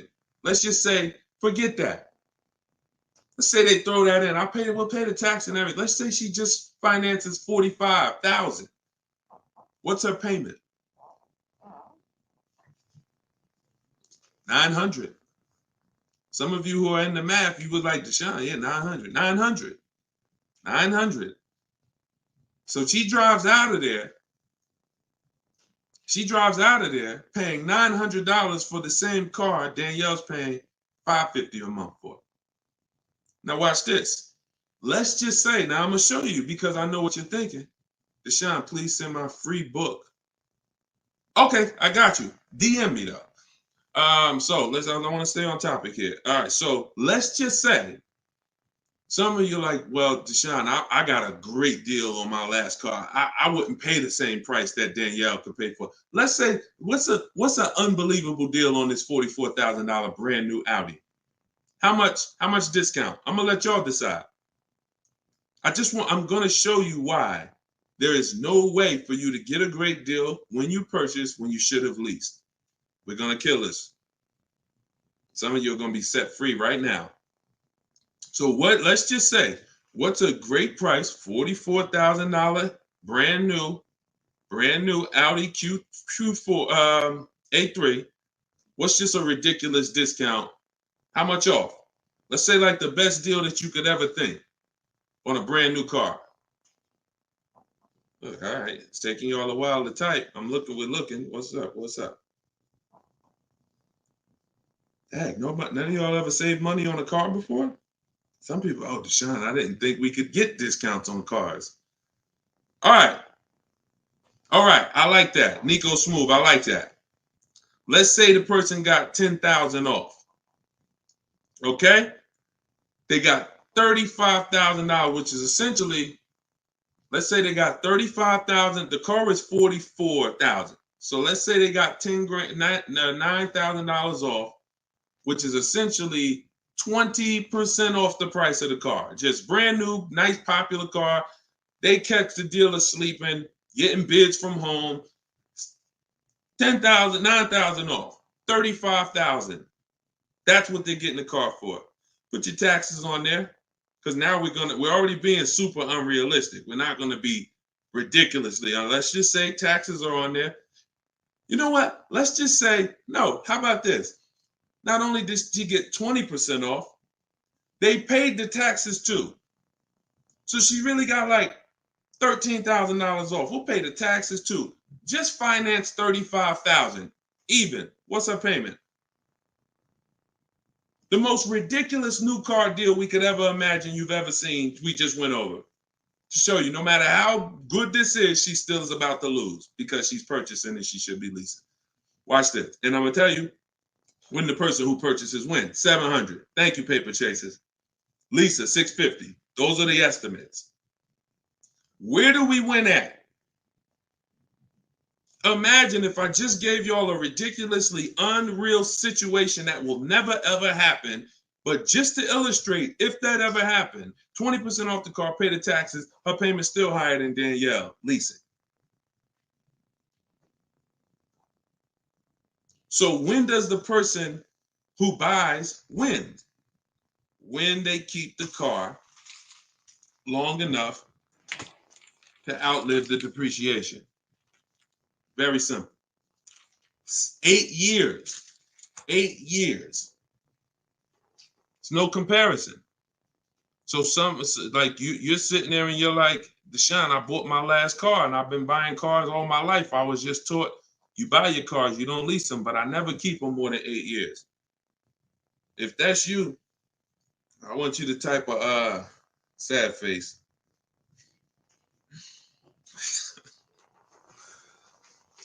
You've lost a lot of money.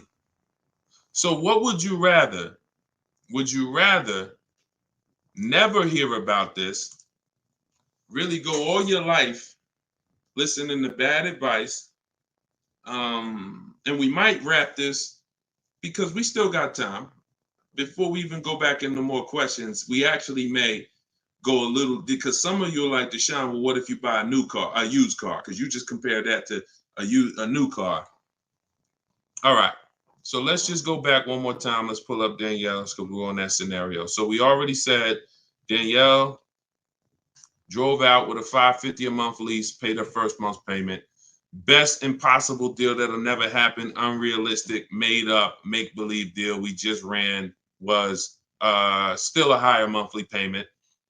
So imagine with somebody who just goes in regular negotiations, maybe gets $2,000 off the list price.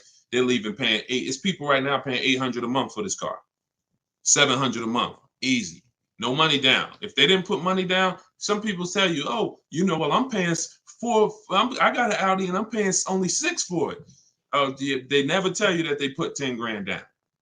They never tell you that they put 10 grand down. They forget about that because the day they give the dealer 10 grand, they want to forget about it. So they're definitely not going to bring it up in the story.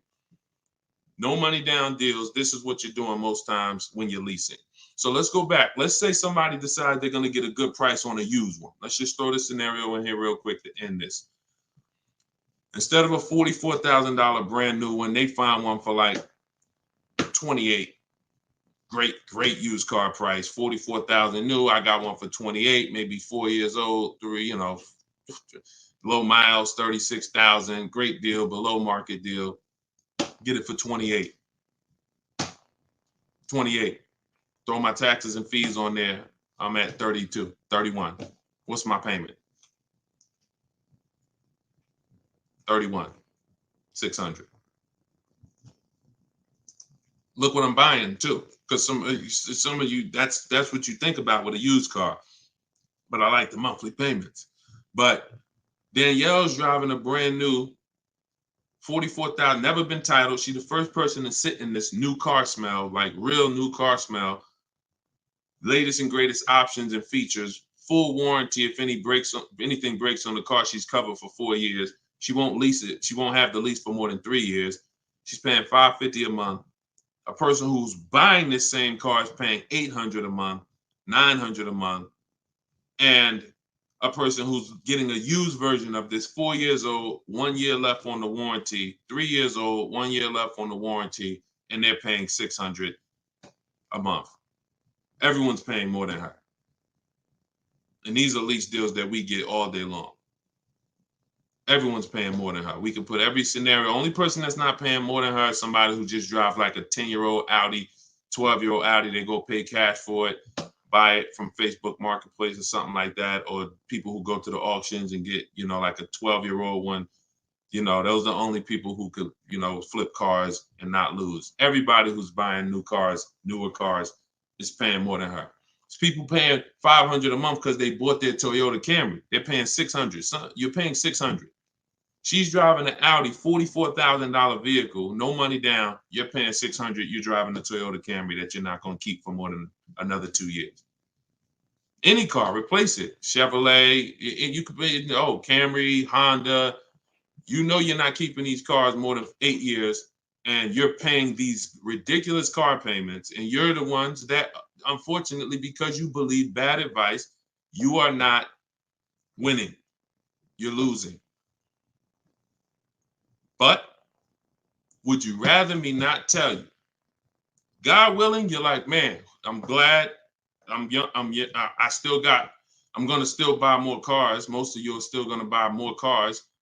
It's good for you to find this out now rather than you never found out and you just passed it down to your family and your kids. And now They heard they don't lease. Now you got your 25-year-old.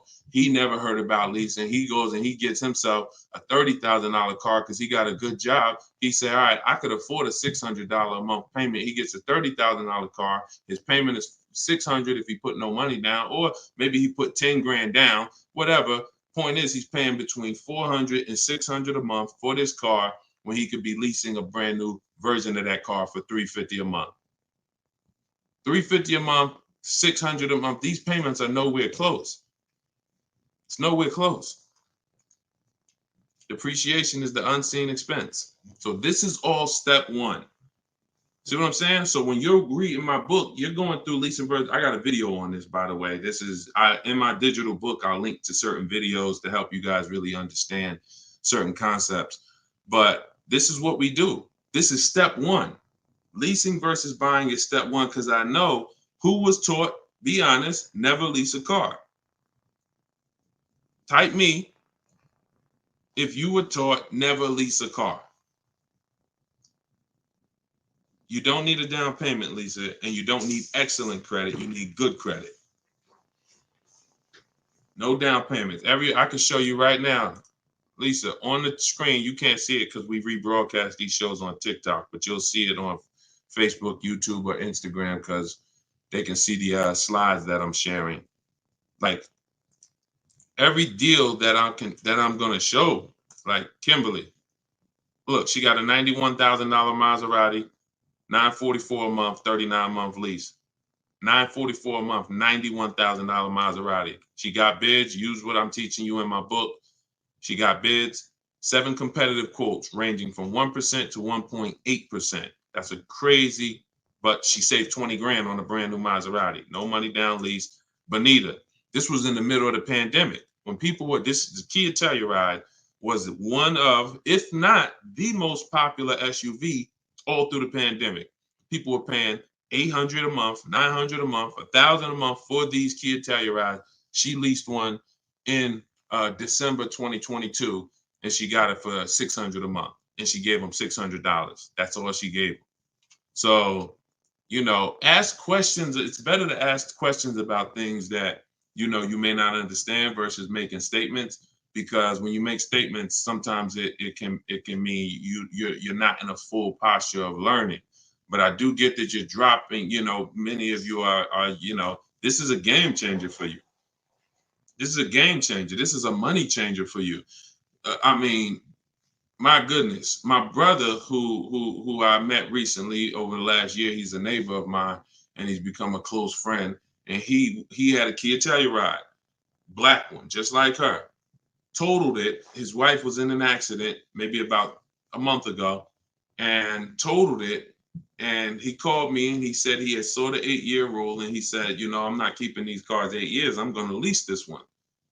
He leased a Kia Telluride, and his best offer on the same vehicle he owned was under $500 a month, no money down. It was like $479, $489. He was just paying. Remember, this was a $45,000 Kia Telluride he had. His payment on that car was probably $800-900 a month. So that's his wife totaling that car ended up being a blessing. Got him out of that car. He got the lease. He got the same car, brand new one, and he's paying $300 a month less because he has correct deal structure now. This is so important. That's why I call this the most important question in my book. And this is step one in my process, is you ask yourself the most important question. So I'm gonna put the banner back up for you guys on Facebook and YouTube. You can actually go to deshonsbook.com. Dolan pinned a comment in the Instagram section, in the Instagram comments. Also in the Facebook and YouTube comments, we've pinned Deshon's book. You can get your copy for 75% off. It's a digital book, so it goes to your email. Make sure you check your spam and your junk folder, but it goes there. You can get it in 3-4 minutes, and you won't pay the normal $97 if you get there before the 30-minute timer goes down. Once the time expires, the price is $97, which is the normal price, and it's worth more than that. It's worth thousands. I wouldn't price it at $97 if it wasn't worth thousands and thousands of dollars. So, but you can get it for 75% off that. You can get it for $24 if you get to my TikTok bio, my Instagram bio before the timer expires. But that's leasing versus buying. That's a quick comparison of leasing versus buying and how there's no way to get a great deal if you buy when you should have leased. No way. So some of you are going to be like, oh, well, I want to transition because I want to get out of my car that I'm financing and move to a lease. You should do that as soon as it makes financial sense. And that means sometimes you have too much negative equity. You can't move right now. So you may have to wait a year or 2 years before you can actually move over. I like that question M asked on YouTube just now. Do you value owning cars without payments? Can you throw that one up, M? Can you throw that one up, Dolan? Who was taught always pay cash for cars? Who was taught, type a $ if you've heard or you were taught that you should always pay cash for cars. Now, I'm going to tell you, in a market like now, it's great to, all right, I see RJ Velez. Now, there's value in paying cash, and I'm going to tell you where it is, and you got to just, there's no one size fits all. See, the problem, what's been hurting you guys is because you've listened to one size fits all car buying advice. So usually whoever is giving you the advice, they're telling you to buy cars the way they buy cars. Tap the screen on TikTok if this is making sense to y'all. If y'all are following this, keep tapping the screen, running the lights up. Let me know that you're following what we're talking about. So here's what's important. If you're listening to someone who tells you pay cash for cars, buy used cars, that's because they do that. Now, if it makes sense for them, then that's great. But we need to look at paying cash. When does it make financial sense? When does it not? It's based on a couple things. First of all, what are you doing with your money? Because some people say, I don't like car payments. Type me if you don't like car payments.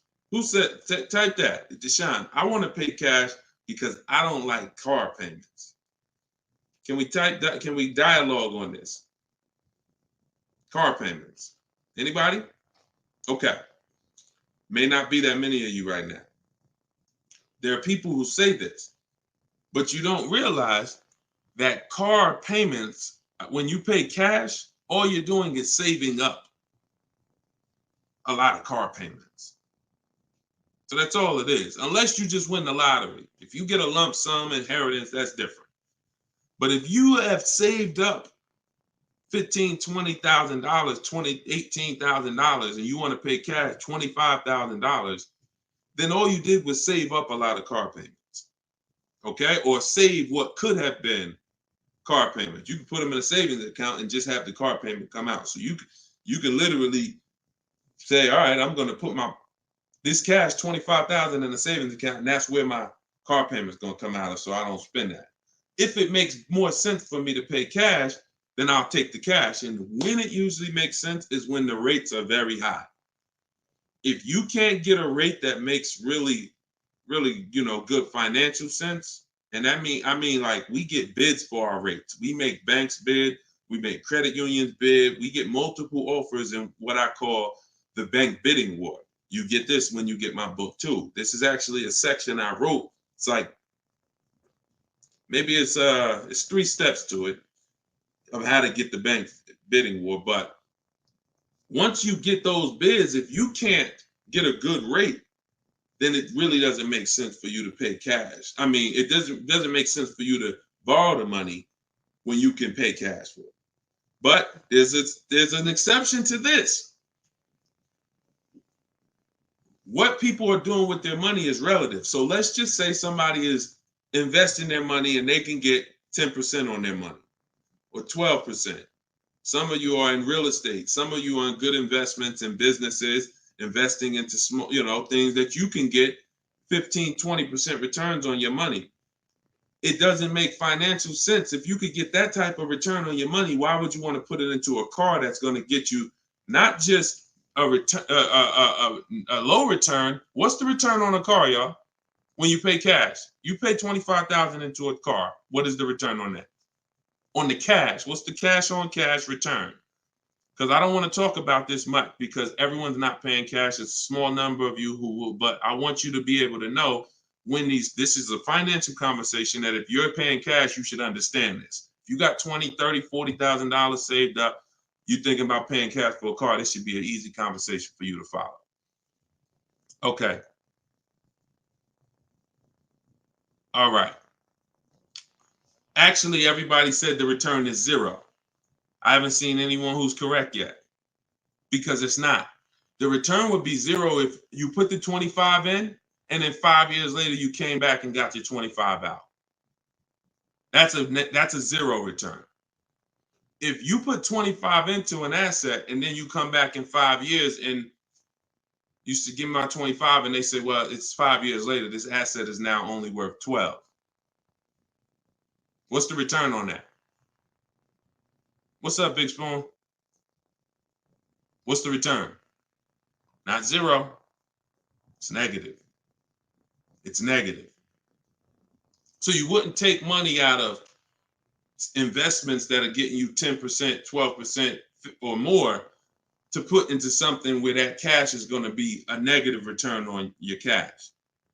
So that's one thing to consider based on who you are. Another thing is to consider if your money's not invested, you're not doing anything with your money, then just keep the debt down. Keep the debt down. Another thing we do is we see if there's any special rates on the car we're buying, because and when rates are high, traditionally, you're not getting a low rate from a bank or credit union. Rates are 6, 7, 8% on average. You're not going to see 3%. But sometimes you'll see 3% as a special rate. That's car specific. So if I'm shopping for a Mazda CX-5, I'm going to check to see, do they have any special rates this month on the car I'm shopping for? It might be 2.9, 1.9, 0% sometimes. And these are instances where it doesn't make financial sense to pay cash. If I can get this type of rate, use the bank's money for a very low percentage, and then turn around and use my money and keep my money invested or keep my cash. Maybe you just want to have your cash. Once it's in the car, you can't get it. So once you put your money cash in the car, you can't get that money back out until you sell the car. But if you can keep the money and get the car, now you have your cake and you eat it too. I still got my cash, but I'm leveraging the bank's money, paying them small amounts of interest to use it. So people see interest as the only loss. I don't want to pay interest. That's programming. That's not what would be talked about in a finance conversation. And if you want to get religious, because some of you say, "Oh, I don't want to pay interest because of religious reason," then it's a partnership. It's not a debt. It's a partnership. Anyway, let's not get all into that. Just paying cash is right sometimes for some situations. Paying cash is not right sometimes for other situations. The key is, which situation are you in? That's the key. Knowing how to ask yourself the right questions. Which situation am I in? I'm getting good returns. Stock market been returning me X% late. Hey, this many years, this has been my return. I think I'm going to keep my money invested and I'm going to use the bank's money. That's right for that person. All right. So that's a great question. I don't know how we went deep on that, but we're going deep in this stream. I normally do rapid fire Q&A. We're going deep on some subjects. And again, this is all in my book. Everything that I'm teaching is in my book. Every part of my strategy, it's a 7-step process. First step is most important question. Second step is deal structure. The equity assessment for those of you who are replacing a car or a lease, assessing the equity in the asset to see how much money we can pull out, if any, to either put in our bank account or use in our next transaction. Third step is deal structure. Fourth step is shopping, not buying. It's actually called shopping, not buying, where we enjoy shopping, we enjoy test driving, we enjoy the process. We're about to spend $30,000, $40,000, $50,000, $100,000. We actually enjoy shopping for the item. There's no pressure because we're never talking numbers in the dealership, ever. That's our rule. Step 5 is multiple offers. So once we've selected what we're going to be getting, it's time to get multiple offers on it. If we're getting a used version, it's time to see multiple options of it. And if in step 5 in my process, used car shopping is online marketplaces. You're using online marketplaces, cars.com, carfax.com, autotrader.com, cargurus.com, Carfax, CarMax, Driveway, and Carvana. 8 marketplaces, eBay Motors. See, some of you are missing great deals because you're only looking at 2 of the marketplaces. That's like you're not going to see below market deals until you can see the whole market. So when we're shopping for used cars, that's what we do. When we're shopping for new cars, we use my 25 to 5, where your goal is to get 5 offers. If you are shopping for a new car or a lease, your goal must be to get 5 offers, because until you get at least 5, you are not going to get a below market deal. Because we have thousands of people who have come before you who have used this, and they report to me, they report their deals to me. So when I can tell you the deals we see, we have to get at least 5 offers, because 4 are overpriced. Some people get 6, 7 offers. You saw Charles earlier on his Palisade. I think he said he got 10 offers. But once you learn how to get them from home, either you could do it your way, you want to call and get them, you want to call, ask for managers to get them. I don't care what you do. If you're using my process, we don't do any talking. So when you're using my book, we're not talking. Because when you talk, who knows, when you talk, you can say the wrong thing. When you type, and then you're typing what I wrote for you. Because in my book, you're using what I wrote for you to talk to the dealers by email. So I can't even say talk to the dealers, to communicate by email, because we know everything they're going to say. So then the step 6 is paperwork and protection. Once you get your lowest offer, you find the best option. It's time for the paperwork. And then step 7 is delivery.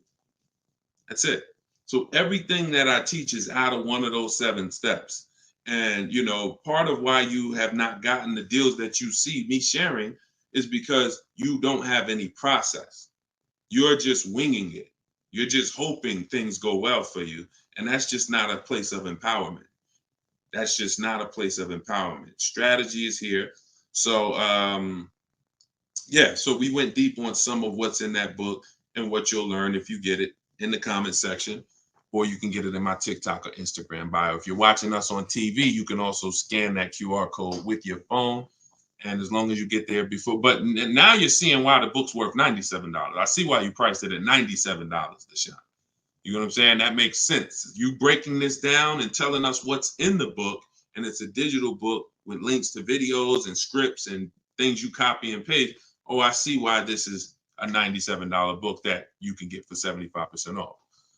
$24 before the timer runs out. Go ahead, Dolan. Yeah, this has been good so far, though. I do like this. Are you enjoying this dynamic? If you are, type something. The word something. Let me know you're enjoying this. All right, this is from TikTok. I'm told lease deals are new each month. Yep, they usually are. Why shop if brand has same financing deal? There's no same financing deal. So lease deals change every month. I'm going to make sure I'm trying to understand your question right. I'm told lease deals are new each month. Lease deals usually change every month. Sometimes they'll run the same one for 2 months, but usually something changes about the lease deal either every month or every 2 months. Why shop if the brand has the same financing deal? Well, we're shopping for offers. So shopping is to get offers. The financing versus leasing is the first question you should be asking yourself, though. Because as we spent a long period of time talking about earlier in the stream, one offer is not, you can't get a great deal if you buy when you should have leased. So if you didn't see that, definitely watch the replay on YouTube or Facebook.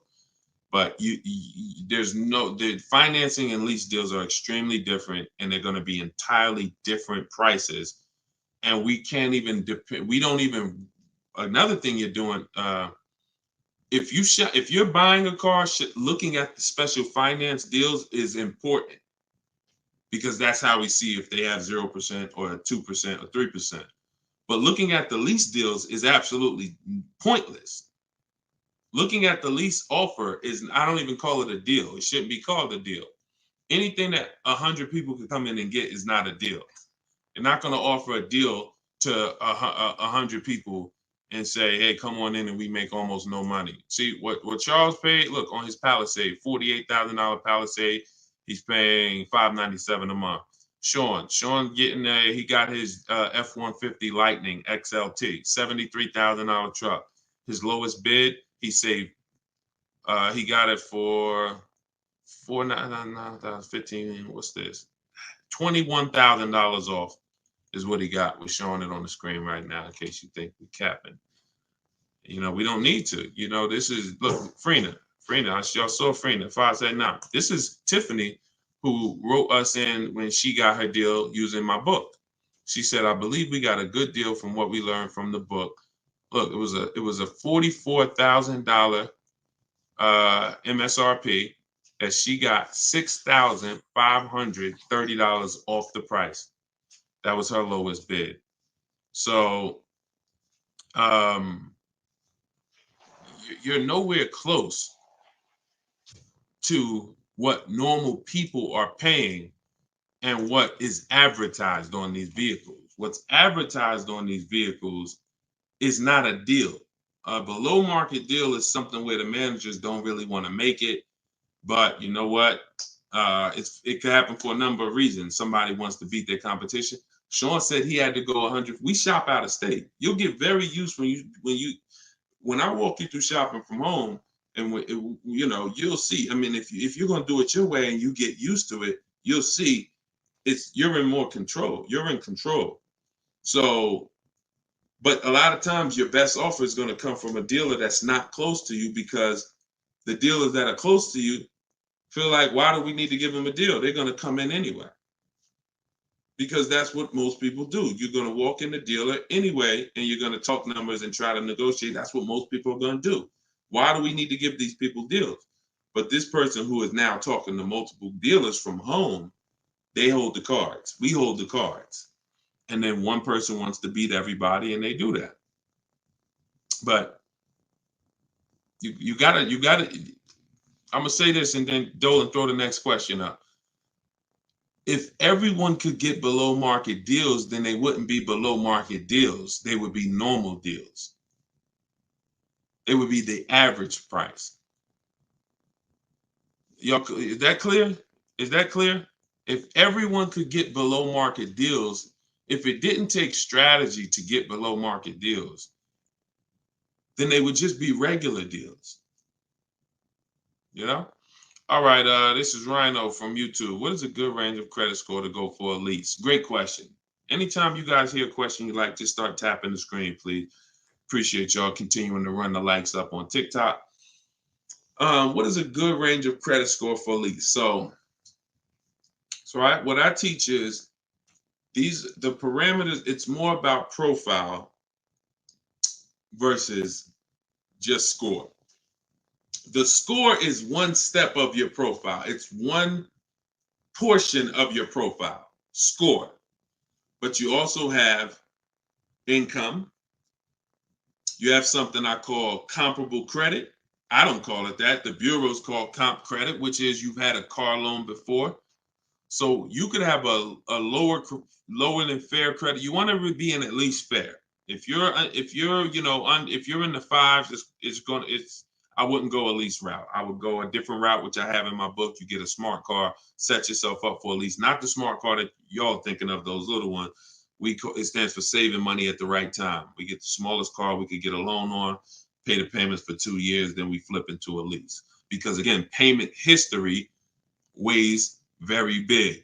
So, but if you're in the 620, 630, but you got on-time car payments for the last 3 years, 2 years, 5 years, you might have, high balances with your credit cards, but your car payment has been paid on time, but your credit score is low because you're using a lot of your available credit.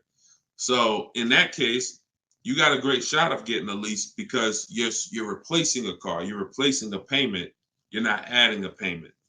But usually, 650, 660 and up. 660 and up is usually the best to stay out of that manipulation zone. But again, if you have a lower score than that, but you have good income, good, you've been at your address a long time, these are things that weigh in the profile.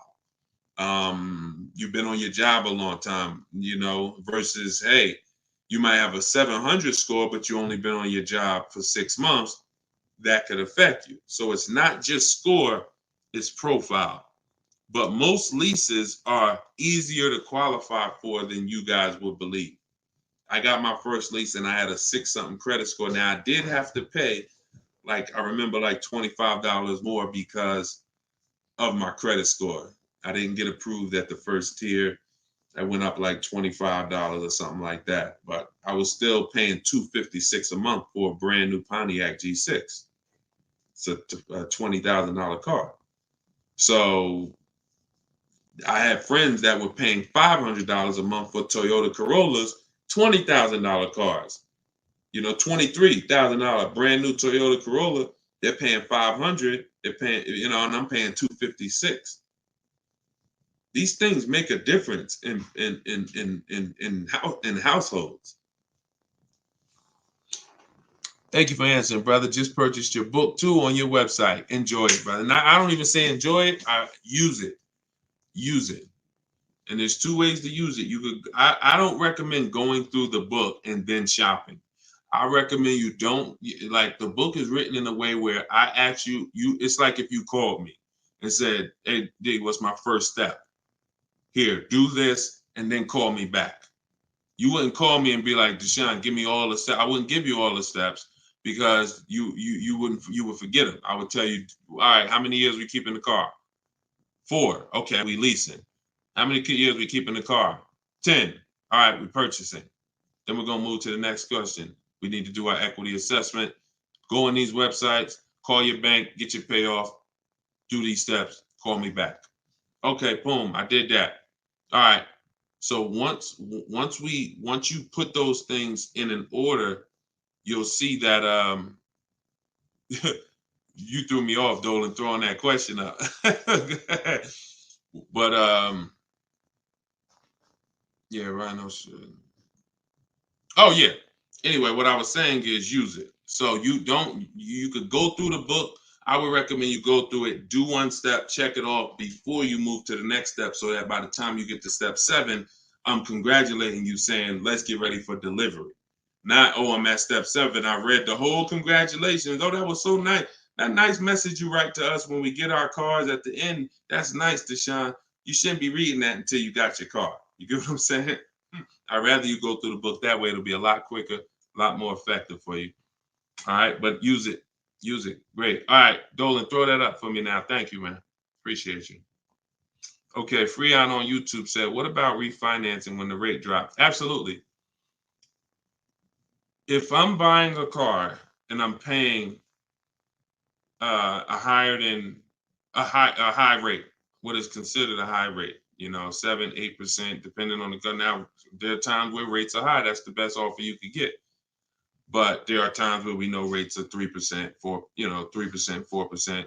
There's time when the rates was 2 and change from the credit unions and things of that nature. So, relative to what they've been, these rates are high. So, yes, as long as you have a great car, the goal is always to get a great car. You could change the loan, like Freon said, by refinancing. So let's say I have horrible credit, 400 score, I need a car. I'm going to make sure the car I get is absolutely a great car. I mean, it must last. This is the thing you need to be looking for. I need to make sure I'm getting a car that's going to last, because I could always fix the loan. But if you fix the loan, refinance, but you got a bad car. You got a car with 100,000 miles on it, and now you're saying you're going to keep it 8 years. You're not keeping that car 8 years in a lot of cases. It has too many miles on it. So you should be shopping for a car saying, okay, I'm planning on keeping this 18 years. I want to get myself something with 60,000 miles. Now that might mean you can't get the big SUV. But if you get the big SUV and then the car breaks down in 4 years, it defeats the purpose anyway. So you could always fix the loan. Don't get a bad car. Very, very important. Or that really destroys a lot of these long-term plans that you need to have. Okay? But yes, everyone will be refinancing when the rates drop. That's for sure. Go ahead, Dolan. Next one, please. Great questions. Great questions. Yes, these are some great questions. From TikTok, I have a car with a lease ending in a couple months. Buyout is 35, but Kelly's Blue Book is 44. Should I buy out the car with the option to sell after? We don't usually buy leases, in fact, ever. Why are we so big on buying our leases? Who told us that was a good idea? Who told us going from buying? Think about this. 3 years ago, I drove off the lot with a very nice brand new car that I was paying, hopefully, a decent payment on. Why am I going to stop doing that to now buy a used car? What's the benefit to us buying these leases out? Maybe I don't see it, because what I explain is it's a horrible idea. It's a horrible idea. One exception, if you're keeping the lease 8 more years after you buy it, then it's fine, because it's just like you bought a used car. So you really kept the car how many years if you leased it for 3 years and you're keeping it another 8? See what I'm saying? 11 years. So you're going to win. It's still a bad idea, but you'll win somewhat if you keep the whole car 11 years, because I'm going to tell you why. Once you get the used car, you reset everything. You got that's a whole separate transaction. If you lease a car, your payment on that lease is going to be, let's just say your payment on the lease is $450 a month. What you're going to find in most cases, if you buy the lease out, to get a $450 a month payment, you got to take a 6-year loan. To get a $450 a month payment, you got to take a 6-year loan. So you already leased the car for 3 years, and now you're purchasing the balance for another 6. You leased the car for 3, you're purchasing it for another 6. That's 9 years. So why did I just say the only way to win when you buy your lease is to keep it at least 11 years? Because how many years of payments are most people going to have? 9. 9.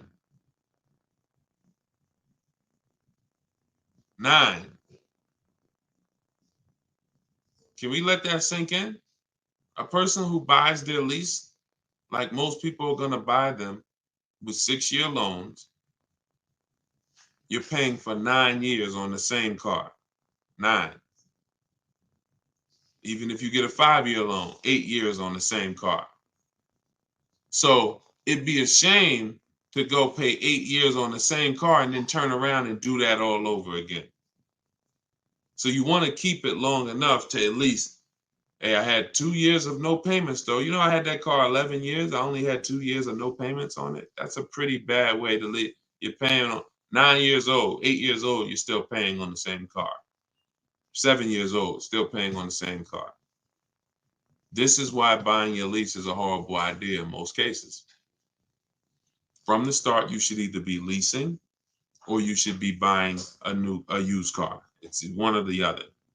and you're buying a used car that if you plan to keep it 8 or more years, you're leasing if you're not planning to keep the car 8 years. That's it. Not many cases where these make sense. Go ahead, Dolan. It's a great question though. And I'm hoping we can help a lot of people stop doing that. And eventually maybe 10 years from now, 15 years from now, people won't be asking these questions, but it's a very, very common question. Go ahead, Dolan. Shoot the next one up, brother. Nico Smooth on YouTube. What's up, my man? Deshone, if I wanted to counter offer lower than what the calculator generated, would that be realistic? Getting 1.4% would like to get around 1. If your lowest offer is 1.4, then that's the lease program. If your offers are 1.4, your offers should not be the same. That means you don't have enough offers. If all the offers are in one spot, 1.4, that means you're not getting enough. Once you get 5, 7, you'll see they should be at least $150 to $200 a month difference. That's how it should be. 400 to 600 a month. 600 to 800, 600 to 750. That's how it should be. Now, once your lowest offer is 1.4, but you have 1.6, 1.7, higher offers than that, then 1.4 is the best. And that's the lease program. There's nothing you can do about the lease program. All you're doing is finding the dealer that's going to agree to discount the car the largest amount. The lease program is then going to dictate what the payment's going to be. But yeah, you're on the right track. Go to a Plan B vehicle. It's surprising how different every single vehicle has a different lease program. In regards to what and just to really hammer this home, Zafrina, who we showed first at the beginning of the stream, she had a $579 a month lease on a $65,000 truck. She was shopping for a Jeep Grand Cherokee Limited because that's what they had and they were replacing the lease. So she gets a 1.1 and change. It was like under 1.2, like 1.19 or something like that. That was her best offer on a Jeep Grand Cherokee Limited. That's a great lease. That's a great deal. 600. That's a great lease deal. Probably a $450 payment on a $40,000. Great lease deal. But she said this guy is saying that he thinks he might be able to do better on a hybrid Jeep Grand Cherokee Limited. He said he could probably get me below the 1%. I said, okay, you need to get 5 more offers at least.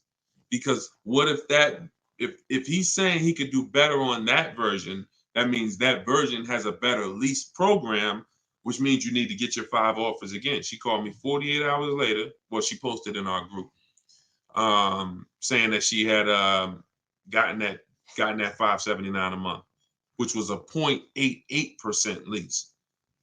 So that's not only is every vehicle have a different lease program, every trim level has a different lease program. Almost trim levels can have different lease programs attached to them.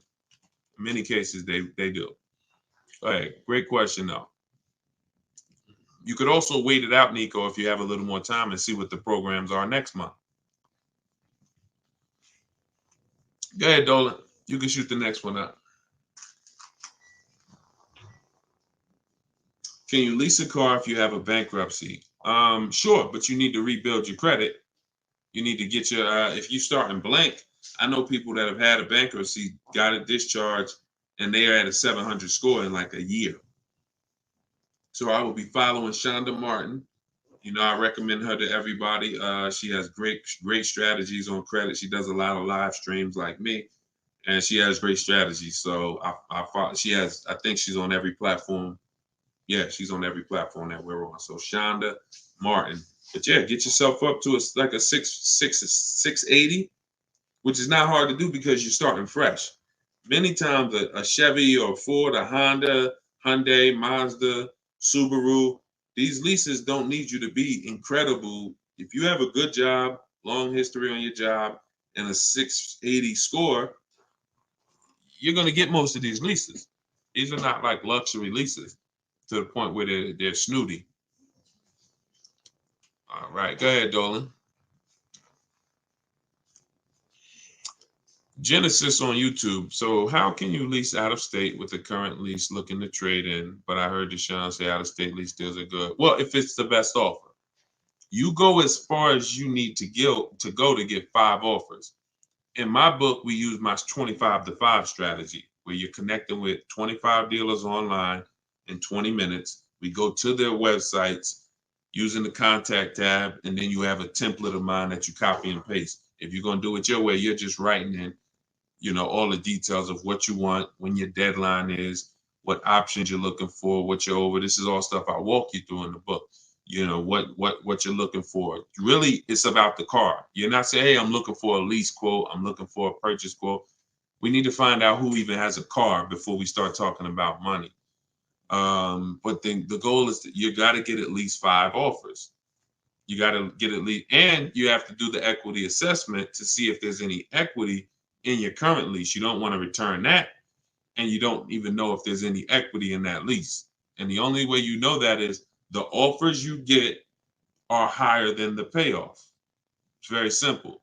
Equity is offers, cash offers from CarMax, Driveway, Kelly's Blue Book, instant cash offer, not Blue Book, the website, instant cash offer, Kelly's Blue Book, Auto Nation, sell my car, Car Guru, sell my car. You have to get these offers, and if those offers are higher than your payoff, then you have equity when you sell the car to these people. If you have a third-party restriction, you can't sell the car directly to them. You got to sell to a local dealership. You got to get bids from a local dealership. I teach you how to do that. For those of you who have third-party restrictions, we talk to used car managers to sell our leases. So I've been doing this since 2006. Like, if I wasn't called to build these companies, then I would be. If I wasn't called to build these companies, there's no doubt I would be selling cars, making $200,000, $300,000, $400,000 a year. There's no doubt about it. But that's not the path God had for me. So what I'm telling you is based on me understanding 99.9% of the car buying of the industry inside and out, and giving you the way to actually stay in control, call the shots, have the business come to you, have the banks come to you, have the cash offers come to you, and then you're just simply picking the best ones as they come to you. So this is all in my book, Cars from Home, 7 Steps to Saving Time, Money, and Avoiding Dealerships. It's a digital book. You can get your copy for 75% off in my TikTok bio, in my Instagram bio, or we have a comment pin. Dolan, can you post the comment for everybody again on Facebook and YouTube? Just copy and paste that comment for everybody. And also we'll put a banner up on the screen for those of you who are watching us on television. You can scan this banner with your phone, and it'll take you to the 75% off page. So you'll only pay $24. You won't pay the normal price of $97. But that offers for 30 minutes. Once the timer does expire, $97 is your price to get it, which is still a great price. I'm sure everybody who spent time with us today can see why $97 is going to save you probably tens of thousands of dollars, depending on how many cars you get. Sean saved 20 grand on his first car. So for those of you who want to attend my free masterclass, Everything You're Doing Wrong, Buying, Selling, and Leasing Cars, you can attend that in my bio. We'll also put another comment for those of you who want to attend that. That's about an hour-long class, and I'm teaching very specific. You'll need a notepad for that. That's not just Q&A, although we do Q&A after. So you guys can go watch that, and so we'll put, and that's also in my Instagram and my TikTok bio. So the information's available, y'all. That's the whole point. There's no excuse. Everything that we talked about today is really financial awareness, financial literacy that you have not learned. You haven't heard of it before, but this has been around. We've been doing this for 3 years. Over 2,000 people have come before you. We have over 6,000 people that have this book now. So this ship has sailed. This car buying from home, you're late to the show now. And you can't afford to go buy another car the old way and think you're getting a good deal. You can't afford to do that. I mean, money is very hard to come by for some people, and you need to, I don't care who you are, you should take it seriously.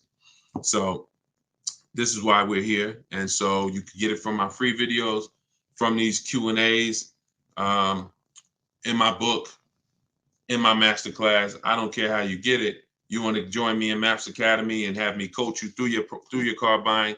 I don't care how you get it. Just make sure you get it. Get in where you fit it. All right.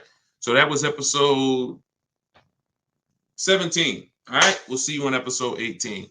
God bless y'all.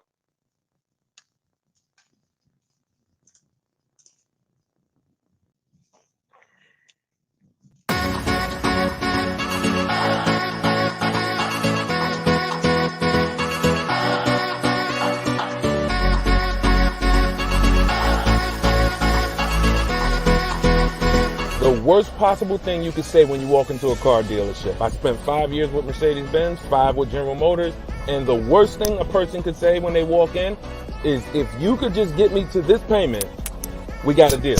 So your loan's probably still like 19, which means you got to pay to get out. You're upside down. It's called negative equity.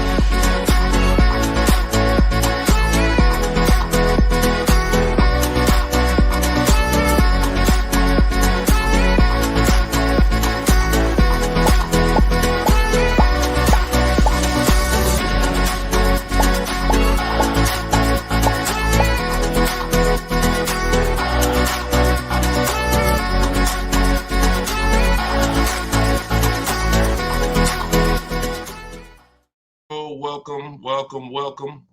This is episode 17 of Car Shopping Questions and Answers. I am your host, Deshone the Auto Advisor, and we do these live shows throughout the day, throughout the week, to make sure that you have access to cutting edge car shopping strategy, which is the science of making dealers and banks bid for your business instead of negotiating the old-fashioned way. So that is what we do here. Frankie boy, good to see you, Frankie boy, on TikTok. Kev, I see you on TikTok. We are live on all 4 platforms: TikTok, Instagram, YouTube, and Facebook. We have Dolan in the background. He's going to be pulling in your questions for the show. So as you're here, you can start typing your questions. Let's get the housekeeping out of the way as well. Could everybody who shares great information hit the share button? Also, I'm the author of the new digital book, Cars from Home. It's called Car Shop. It's a 7-step system that we use to car shop, and we get bids from home. Everybody that you're going to hear me talking about today, I'll be sharing a lot of different people throughout the broadcast that use this system, so that you can see the different results that you will get when you start learning to make dealers bid for your business instead of negotiating the old-fashioned way. So thank you to everyone who has reviewed the book. Again, this is our Thursday, 12 p.m. live. It's May 9th, so you guys can start typing your questions if you are here with us live. And for all of you who do want your copy of my new book, Cars from Home, 7 Steps to Saving Time, Money, and Avoiding Dealers, we have a link in the comment section on Facebook for you guys. We also have a link inside my TikTok bio, inside my Instagram bio, that you guys can use to get your 75% off your copy. So you won't pay the $97 price.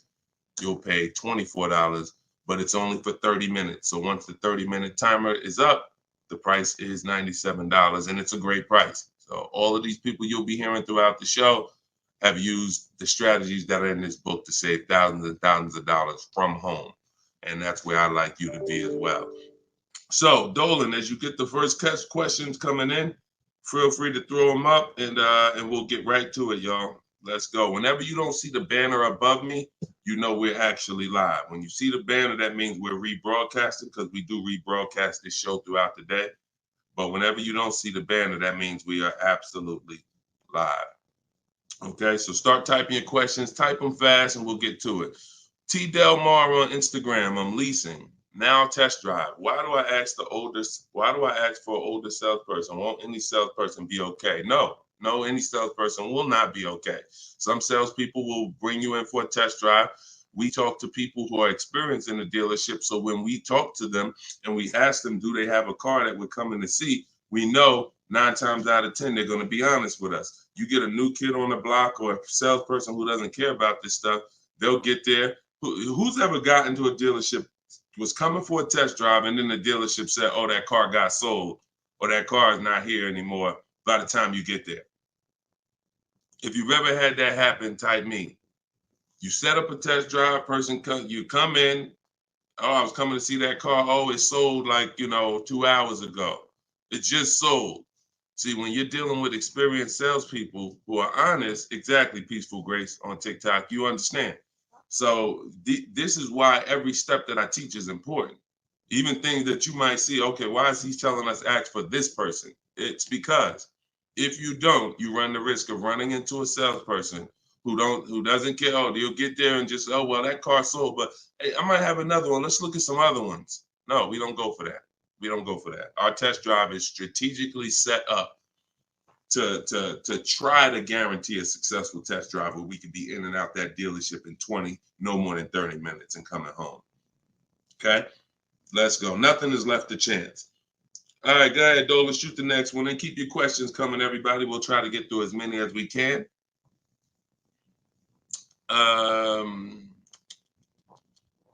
I see you got all right, we got one that just came in on TikTok. We'll give everybody a chance to come on in and start typing your questions. Try to type them all in one question, kind of one long question versus, continuations and continuations. Shaderick Will on TikTok. How do I get out of a finance contract without it being on my credit as a repo? How do I get out of a finance contract without it being on my credit as a repo? Well, let's talk about how not to do it. If they take the car back because you didn't pay them, that's a repo. So if they take the car back because you didn't pay them, that's a repo. So if you do that, that's a repo. So let's talk about how not to do that. You could sell the car. The only way to get out of a car without it being a repo is to sell the car. So you need to find out what your equity position is in the car. You need to call the bank, ask them how much you owe. That's called a payoff. Get your payoff amount, how much you owe, and then you're going to get offers. You're going to do what we call an equity assessment, where you go into the 6 online car buyers and you get you get these bids. CarMax, Driveway, Carvana, Kelly's Blue Book Instant Cash Offer, AutoNation Cash Offer, and Car Guru's Sell My Car Cash Offer. Those are 6 different cash offers that you're going to get, and whichever one's the highest, that's the one you would take. What's up, Dave DFW? I see you. What's up, Yono? That's how you get out of the car. The only way you're going to get out of a car you want to replace people is to sell your way out of it. Because we don't trade. In most cases, we do not trade because you don't get all the money. When do you get all the money trading anything? You know what I'm saying? Who can tell me an item that when you trade it, you get the most money possible for it? I'll wait. Anybody? What's up, Bobby I Modern? What's up, Bell? See what I'm saying? So we understand. You're not going to get all the money of anything trading it. You sell it. That's the way. And most times you guys are taking $2,000 to $3,000 to $4,000 less for your vehicles, trading them. You're losing. See, again, you can't take the price, the monthly payment seriously, but not take the price of the car you're buying seriously. Not take the shopping for your interest rate seriously. Not take the selling of your old car seriously. Because you may be more focused on saving $1,000 off the price of the car you're buying, but you're not putting that same energy into how you shop for your loan. You're giving the bank $2,000 or $3,000 more because you're paying higher interest. Or you're not doing this bidding process. You're trading in your cars and you're paying $1,000, you're getting $1,000 to probably $4,000 less than what you would get selling these cars to online car buyers. So that's how you get out of a car. Only way you can do it is to sell your way out of it. And if you have negative equity, to pay the difference so that you can get out of the car. But if you just let them come take the car, you can finagle anything you want to try to not have it be a repo. It's a repo. It's a repo. And so the time 3 years ago, everyone could have sold their car and really got out of them because the prices of cars were so high. What's up, Alan Denson? Thank you so much. Appreciate you. Yeah, so that's it. Go ahead, Dolan, shoot the next one in. This is our Thursday live show. My man, Alan Dawson, appreciate. Oh, Alan Denton. Yep, appreciate you, man. Thanks for supporting the broadcast. This one's Optimal Living from TikTok. This is our Thursday, May 9th live show at noon. So whenever you guys don't see the banner above me, that means we're live. You can send your questions in, and we'll try to get them into the show. Grand Rising, I want to buy a used approximately $10,000 or less. Approximately $10,000, less than 100,000 miles, 1 or 2 owners, like a Honda, Hyundai, Volkswagen, good gas mileage, easy to repair. Any suggestions? Well, you have a lot of filters there. If you were buying under 10 grand, I would be looking at Facebook Marketplace. I would be looking at Facebook Marketplace because our used car strategy is to look at all the marketplaces where cars are. These are, AutoNation, Auto Trader, Cars.com, Car Gurus, Carfax.com, CarMax, Carvana, Driveway, and eBay Motors. But if we're looking at a car that's under 10 grand, I would certainly be looking at Facebook Marketplace. Facebook Marketplace is where you're going to try to find a private party owner, not a dealer. Not a dealer. You're trying to find a private party owner that's going to sell you the vehicle, private party, not a retail purchase. A retail purchase is at a dealership that has done reconditioning on the vehicle to prepare it for the market. And so you're paying for that. You're paying probably 10% more for a retail purchase because it goes through the retail process. But if I'm spending under 10 grand, I'm looking at Facebook Marketplace to get a private party sale where I could save probably another 10%, maybe a little more below the retail price. But that's really depends, price specific. Same thing with selling cars. When we get our bids, if our car is worth less than 10 grand, we usually I always tell people, it's in my book, if the car is less than 10 grand, when you get your offers, you could get probably 1,500 to 2,000 more listing it on Facebook Marketplace. So if my highest offer might be for 8 grand from CarMax, everyone else is offering me 7 and 65, and I'm gonna throw it on Facebook Marketplace if I have the time, and I'll sell that car and usually get a $1,500, $2,000 above. So it's the same difference. I would shop on there if I was looking for a car under 10 grand. I would sell on there if my car was worth under 10 grand. See, when you start going with cars that are worth 15, 20,000, trying to put them on Facebook Marketplace, most of the buyers there need a loan. Most of the buyers on Facebook Marketplace need a loan. So when you get there, they're not going to be, most people don't have 20 grand to bring a private party. That's just most people. So the buying pool is very small for 15 to 20 grand, 30 grand private party. But the buying pool is very big for under 10 grand private party. So you always want to go to where the buyers are, where the best opportunities are. So yeah, that's what I would be doing. Great question, Optimal Living. All right, keep the questions coming, y'all. I see Sharita said, hey, I got the book. I'm stoked. This is great info. Thank you so much, Sharita. Enjoy it, use it. The things that are in my 7-step book, y'all, is everything you're learning right now. So everything that I'm teaching you is out of one of my 7 steps in my car shopping process. My book is called Cars from Home.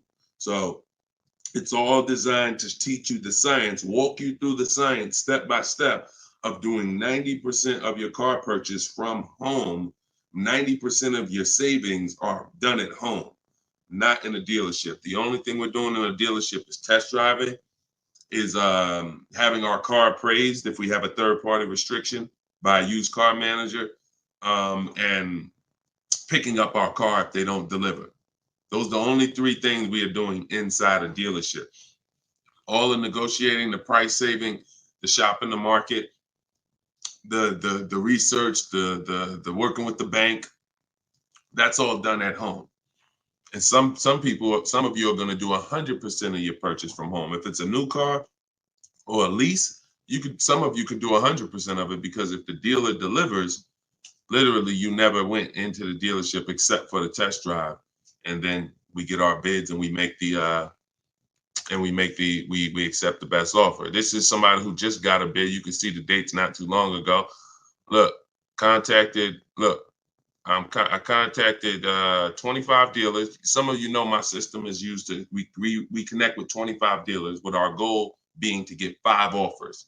Because what percentage of offers is overpriced? Let's see if anybody on here knows. If anybody's been spending time with us, this might be a lot of your first time with us on the stream, but what percentage of dealers is overpriced?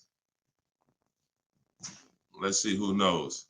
And this is why you must get at least 5 offers. At least 5 offers, because what percentage of dealers are overpriced, everybody? Let's see. All right, we may got a lot of new people on here. Maybe nobody knows. No, not 100%, Twan. Not 100%. Thank you, T. Delmar. 80%. Exactly. 80%. T. Delmar Instagram got it. 80% of dealers are overpriced. Now, this is not my opinion. I'm telling you guys. I've been working with people all around this country. I opened up my car buying school, Maps Academy, 2021. We have probably over 6,000 people now that have our book. So people report deals to me. I have hundreds of people who over the years report their deals to me. And that's what we see. We see 80% of the quotes we get are higher than the best quote.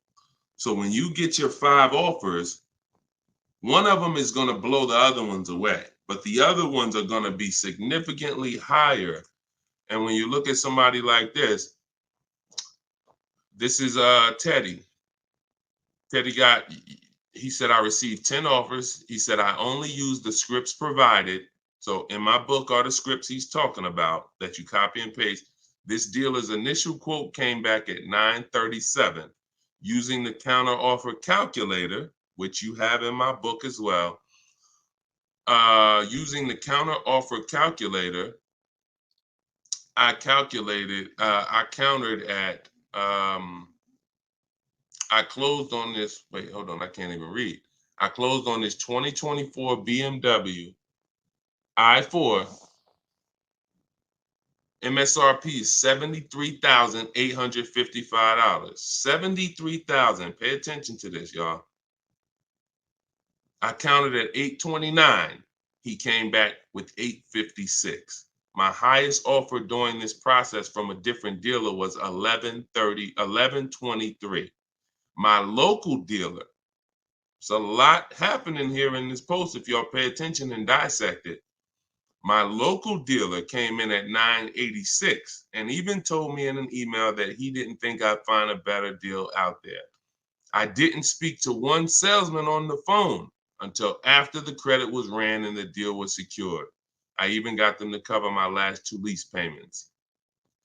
This is how you get, see, if I was to ask Teddy right now, Teddy, bet me $1,000 that there's not a better deal out there, he'd most likely take the bet because he connected with 25 dealers.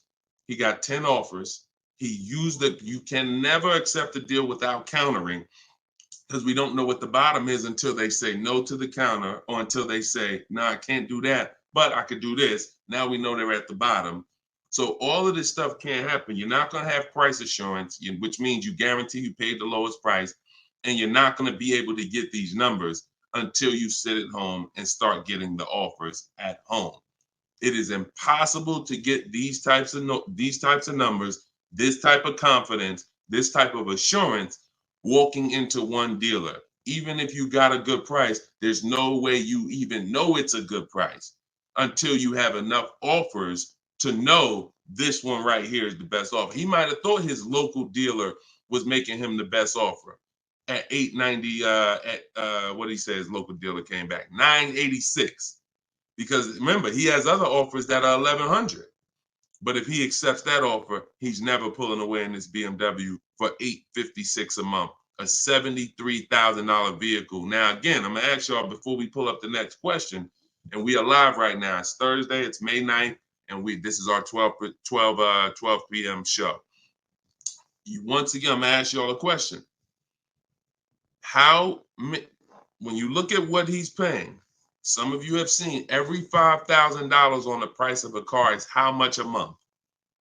Every $5,000, because this is a $73,000 car. Now I'm going to talk to some of you who don't understand leasing, some of you who are taught you always buy your cars no matter what, and I'm going to show you what this car would have cost him monthly, if he didn't know that leasing was better for him because he doesn't keep his car 8 years. Thank you, Gerard Young. Every $5,000, Gerard just answered. Emo also answered it on YouTube. The question was, every $5,000 on the price of a car is how much per month? Approximately $100 a month. So when you look at a $20,000 car, automatically you should think $400 a month. You're looking at a $40,000 car, that's $800 a month.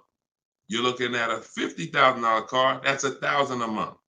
5 years on a 5-year loan. You're looking at a $70,000 car, y'all. That's $1,400 a month. $1,400 a month. His car is $73,000. Not to mention, there's people right now that are driving this same exact car Teddy got, same exact BMW, $73,000. They're paying $1,400 a month. He's paying $856. Are y'all getting this? Are y'all getting this? So my book is in my TikTok bio. Click the link there. You can get it for 75% off. You won't pay the normal $97. Go ahead, Dolan, shoot the next question up. Instagram, you guys can go to my Instagram bio and get your copy for 75% off. And it is a step-by-step formula for how to get these deals. That's everything I talk about on these shows. Go ahead, Dolan. Shoot the next one up. Leo, I've been selling cars for 20 years. This young man is speaking the truth. Man, I appreciate it. See, and this is what the 20% of dealers do. The 20% of dealers have no problem, admitting the systems that we teach are better.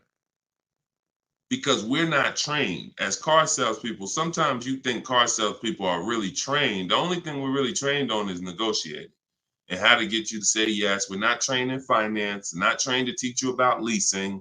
We're not trained to teach you about negative equity, depreciation, all this stuff that we should be trained on because you're buying a depreciating asset. We should be telling you, listen, based on our financial training, if you're not keeping your car 8 years, your best option is going to be to lease. Because when you buy your car is going to go down in value so much over the 5 to 8 years you have it. If you turn around and replace it, you're going to lose all that money. Your car is going down in value way too much over 5 to 8 years for you to turn around and replace the car right after that. You need to keep it after that. That's when you keep it.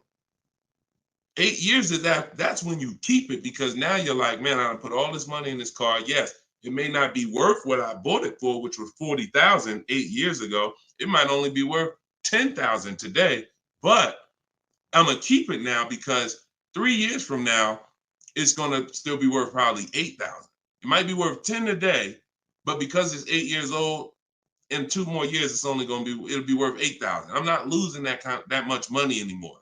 You are not winning with buying cars until the car is not depreciating that much anymore and you still own it. Okay? If y'all clear with me on that, just tap the screen. Run the likes up on TikTok if y'all are getting what I'm telling you. If you're getting what I'm telling you, hit the like button. If you're on Instagram, if you're on YouTube, if you're on Facebook, hit the like button if you're clear on what I'm telling y'all. All right, let's move on to the next question, Dolan. Okay, I like to make sure you guys are actually following the conversation. So you have to actually respond and let me know you're following it when I ask you a question. All right, this one's Glenn over on YouTube. If your car lease is up in 6 months, how do you go about trying to sell your lease? Well, the first thing you're going to do, first of all, this is a great question.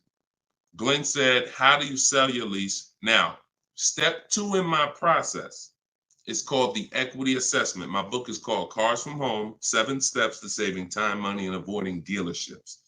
Step 1 is the leasing versus buying question. Step 2 is the equity assessment, which means if you have a car you're replacing, we got to get the most money for it.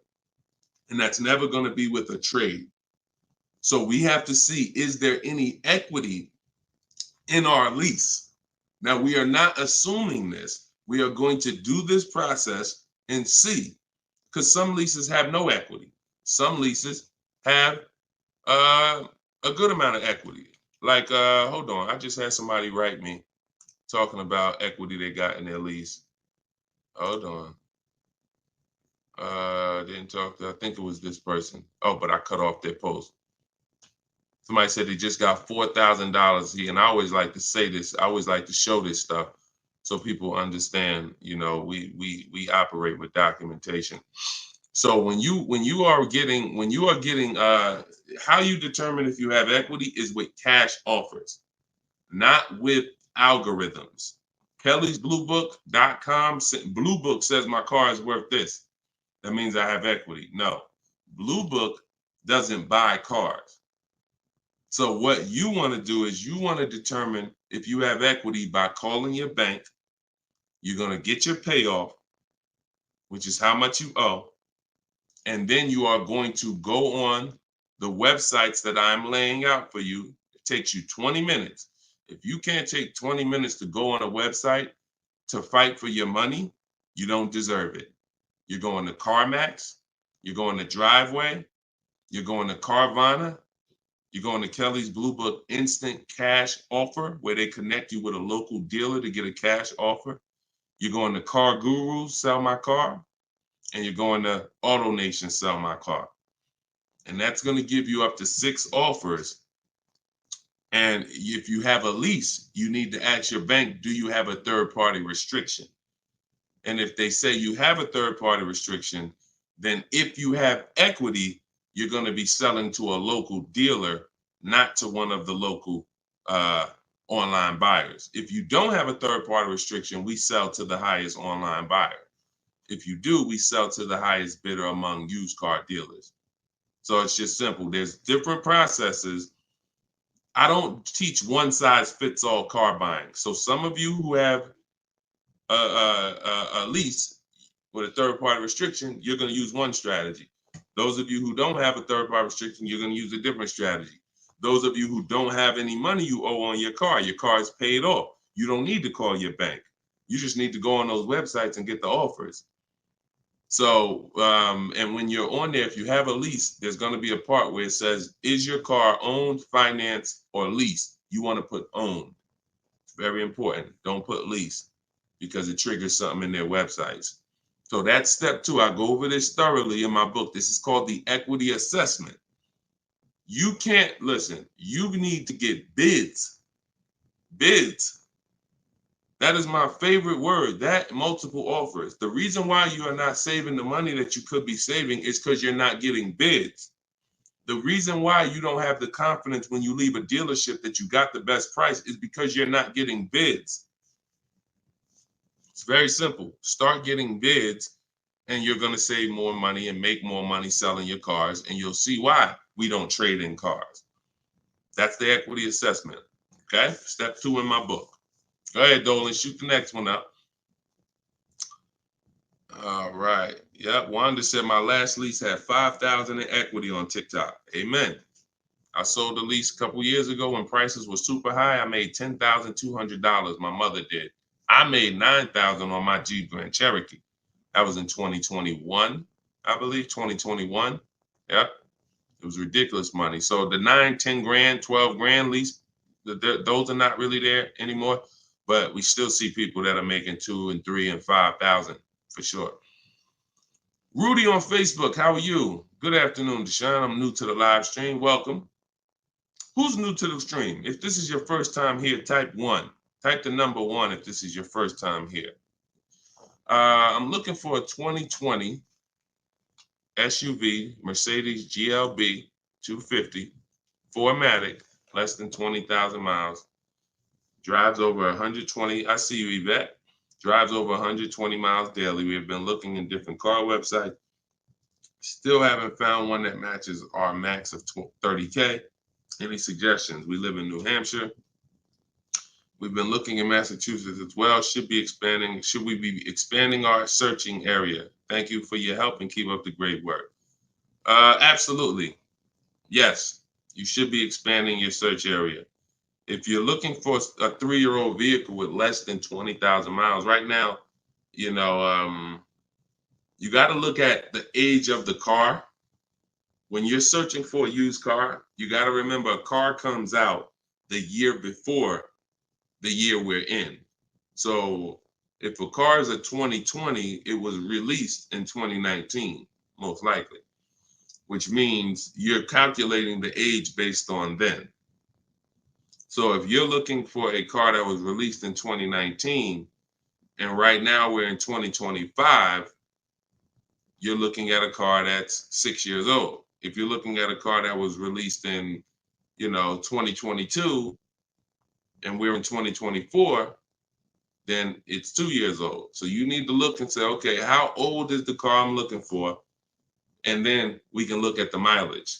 Because if you're looking for a car that's 4 years old, but you're looking for it to be driven 20,000 miles or less, that means you're only looking for a car that has a 5,000 a year average. That's going to be very tough. I like to go with it. I like to look at 10,000 a year, and then I like to go to 12. Now, we're talking about how we expand the search of our used cars, because the whole goal is to expand the search slowly. So if you were looking at the 2020, 20,000 miles, now go up to 30,000 miles. I would go up to 40,000 miles, because 40,000 miles still means it's driven lower than average. Just to show, so average miles is 10 to 12,000 miles a year. If you get a vehicle and it's 4 years old, it's driven 10 to 12,000 miles a year. It has really under 40,000 miles on it. It means it's been driven under 10,000 per year. So you're really looking for the mileage. It's the mileage that I think is really going to limit you. Now you could expand your search wide, like you said. There's many ways to expand it. You could go 100 miles out. You could go 200 miles out. You can go 500 miles out. So but you could also expand the search by lowering the mileage threshold and saying, all right, I'm looking for something that has, under 40,000. If it has 36,000, 38,000, 30, I'm good with looking at those. And I think that's going to give you a lot more options, considering how old the car is and how many miles you're looking for it to have. That's way, way, way, way, way below average driven miles. Way, way, way below. And when you have just, you're looking for a car that's only been driven 5,000 miles per year, you're going to have a harder time doing that than looking for a car that's been driven 10. So once we do that, we're still narrowing it down in other ways. Carfax title history, service records, accident history, verifying there's no fake fees. So we have other narrowing down processes. Then we get the new window sticker to make sure, because you can't know you paid a great price without knowing what the original price was. Who's bought a used car in their life? Type the letter U. Type the letter U, and I'm gonna before Dolan pulls up the next question, I want to make a point here to how just not having strategy, you guys are missing the things that you should be using to determine if you're getting deals. Yvette, I see you. Okay. Richard on Instagram, I see you. Leslie on TikTok, I see you. Alex, I see you. Derek, I see you. Harold, I see you. Kathy, I see you. Okay, so let me show you something. When I was buying my Infinity truck, all of the trucks we were looking at were white. All of them were priced between 30 and 32,000 as a used vehicle. 30 and 32,000. So if I narrowed it down, the top four I was looking at, they were all white, black inside, between 30, 32,000 price. Similar miles, one may have 26,000 miles, but the highest one has 36 similar miles. So I'm narrowed this down. Now, this is where many of you you don't have the information to make the right decision, because the determining factor of which vehicle I chose was based on the brand new price. I'm gonna tell you exactly how this went. Once I got the brand new price, I got the brand new window sticker on all of these cars, I was able to see that one of the cars brand new was 46,000. One of the cars brand new was 48,000. One of the cars brand new was 52,000. And one of the cars brand new, which is the one I ended up getting, was 54,500. It was a special edition. It has all of these features on it, has all these packages. It has different rims. It has all these different things. Now, if I would have picked the other ones, because the asking price was lower, I would have made a horrible decision. Paying 31,000 for a car that was originally 46,000 is nowhere near as good of a deal as paying 31,800, which is what I paid for a car that was originally 54,000. This is what I call in my book the true value percentage. The true value percentage discount is what the vehicle is being sold for relative to what it was when it was new. So picture this, if the vehicles that I was looking at would have only had the true value percentage discount on them, it would have made it even easier for me to choose, because the one I picked would have said 42% off the brand new price. The ones that I didn't pick would have said 38% off the brand new price, 36% off the brand new price, 32% off the brand new price. So when I look, true value percentage is literally that. And that is something we created. See, a lot of what we teach, we didn't learn it, we created it. So you are getting things that, why can't I find what Deshone teaches in other places? Because God had me create it. So you're not going to find it from other people. You're not going to find the 8-year rule for leasing versus buying or other people. You're not going to find the 1.5% rule for bad lease deals with other people. You're not going to hear them talking about this true value percentage discount when we're looking at used cars, because we created all of this stuff to regulate the industry for people who will use it. So if you guys want everything I teach in one spot, you can go to my TikTok bio. As long as you get there before the 30-minute timer goes down, you can get your copy of Cars from Home, my digital book, for 75% off. Go there. You won't even leave the broadcast. Get your 75% off. It'll be in a few minutes, and you can use this stuff for the rest of your life. Same thing with Instagram bio. And if you're on Facebook or YouTube, we have a comment in the comment section for you guys to get your book there, and you can use it. And if you're on a TV watching us, then you can just scan this QR code with your phone and you can get your 75% off. $97 is still a great price, even if you missed it and suffer. Get your book full price. If you missed the countdown, that's fine.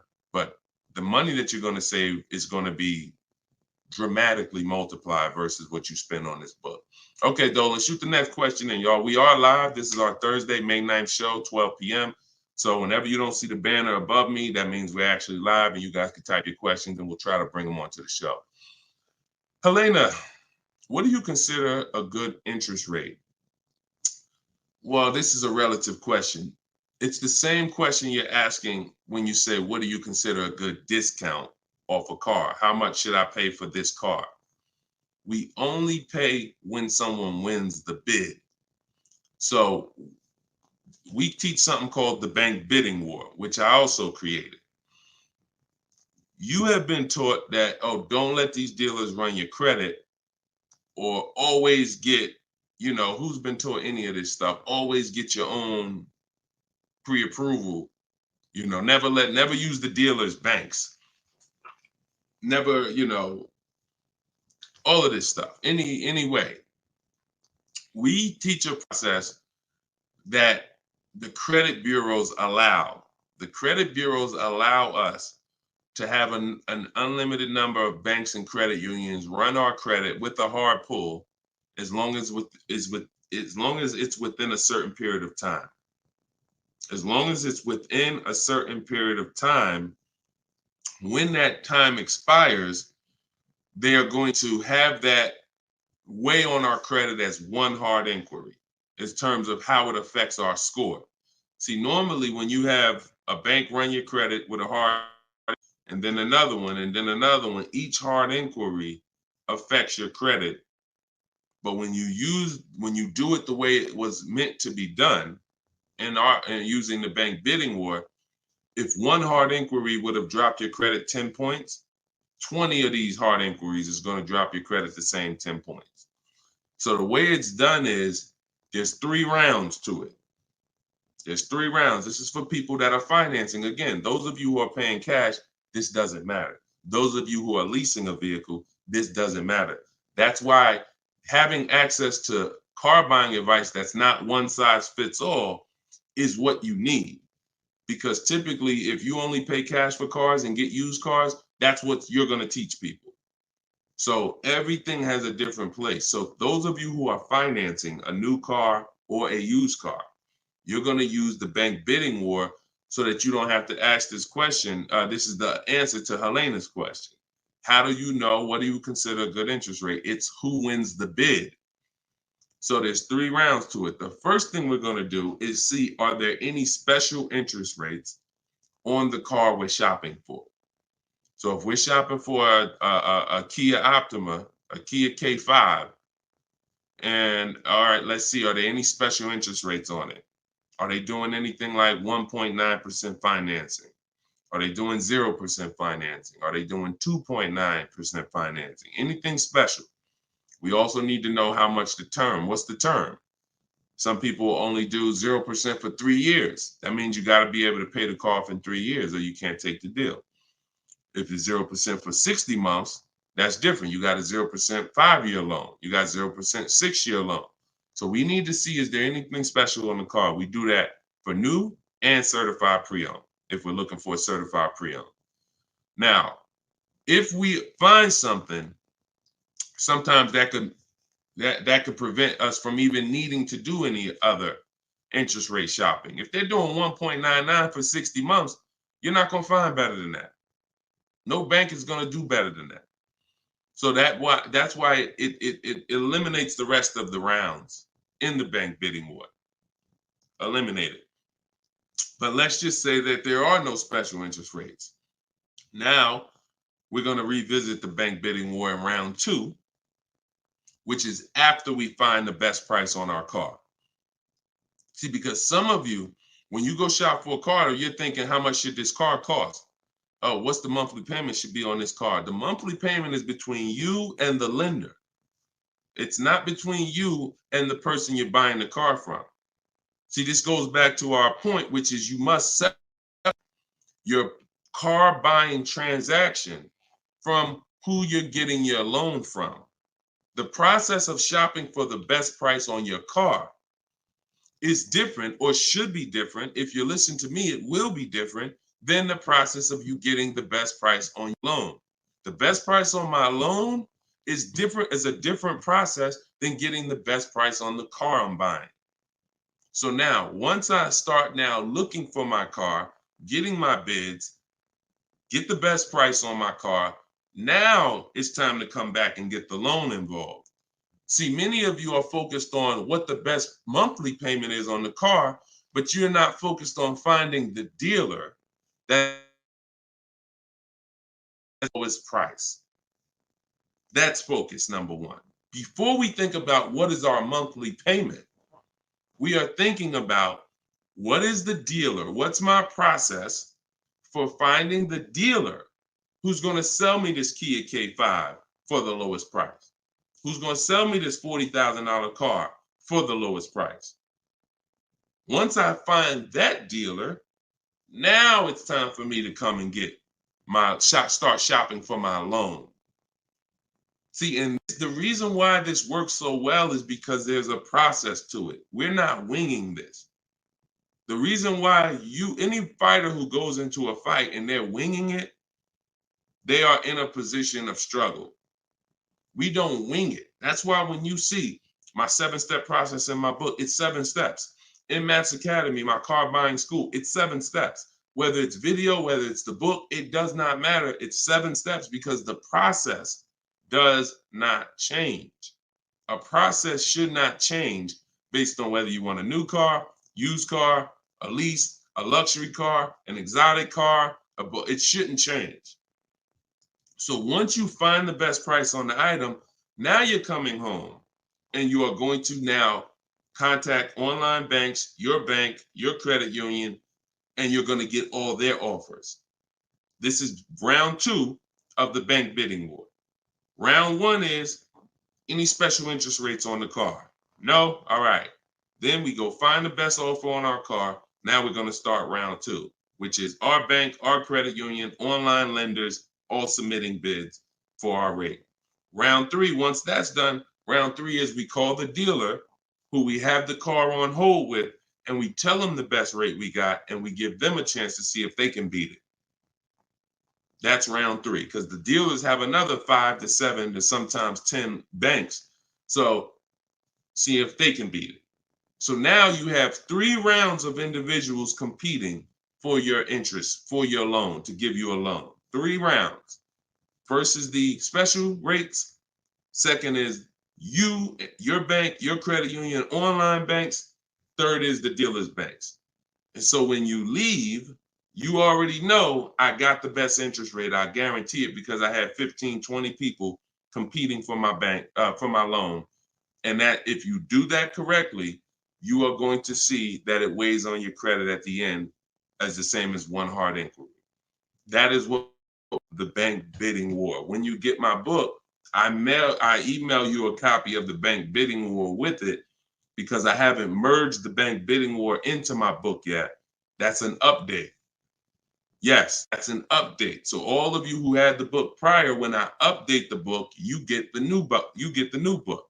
That's another reason why having a digital book is the best way to do this.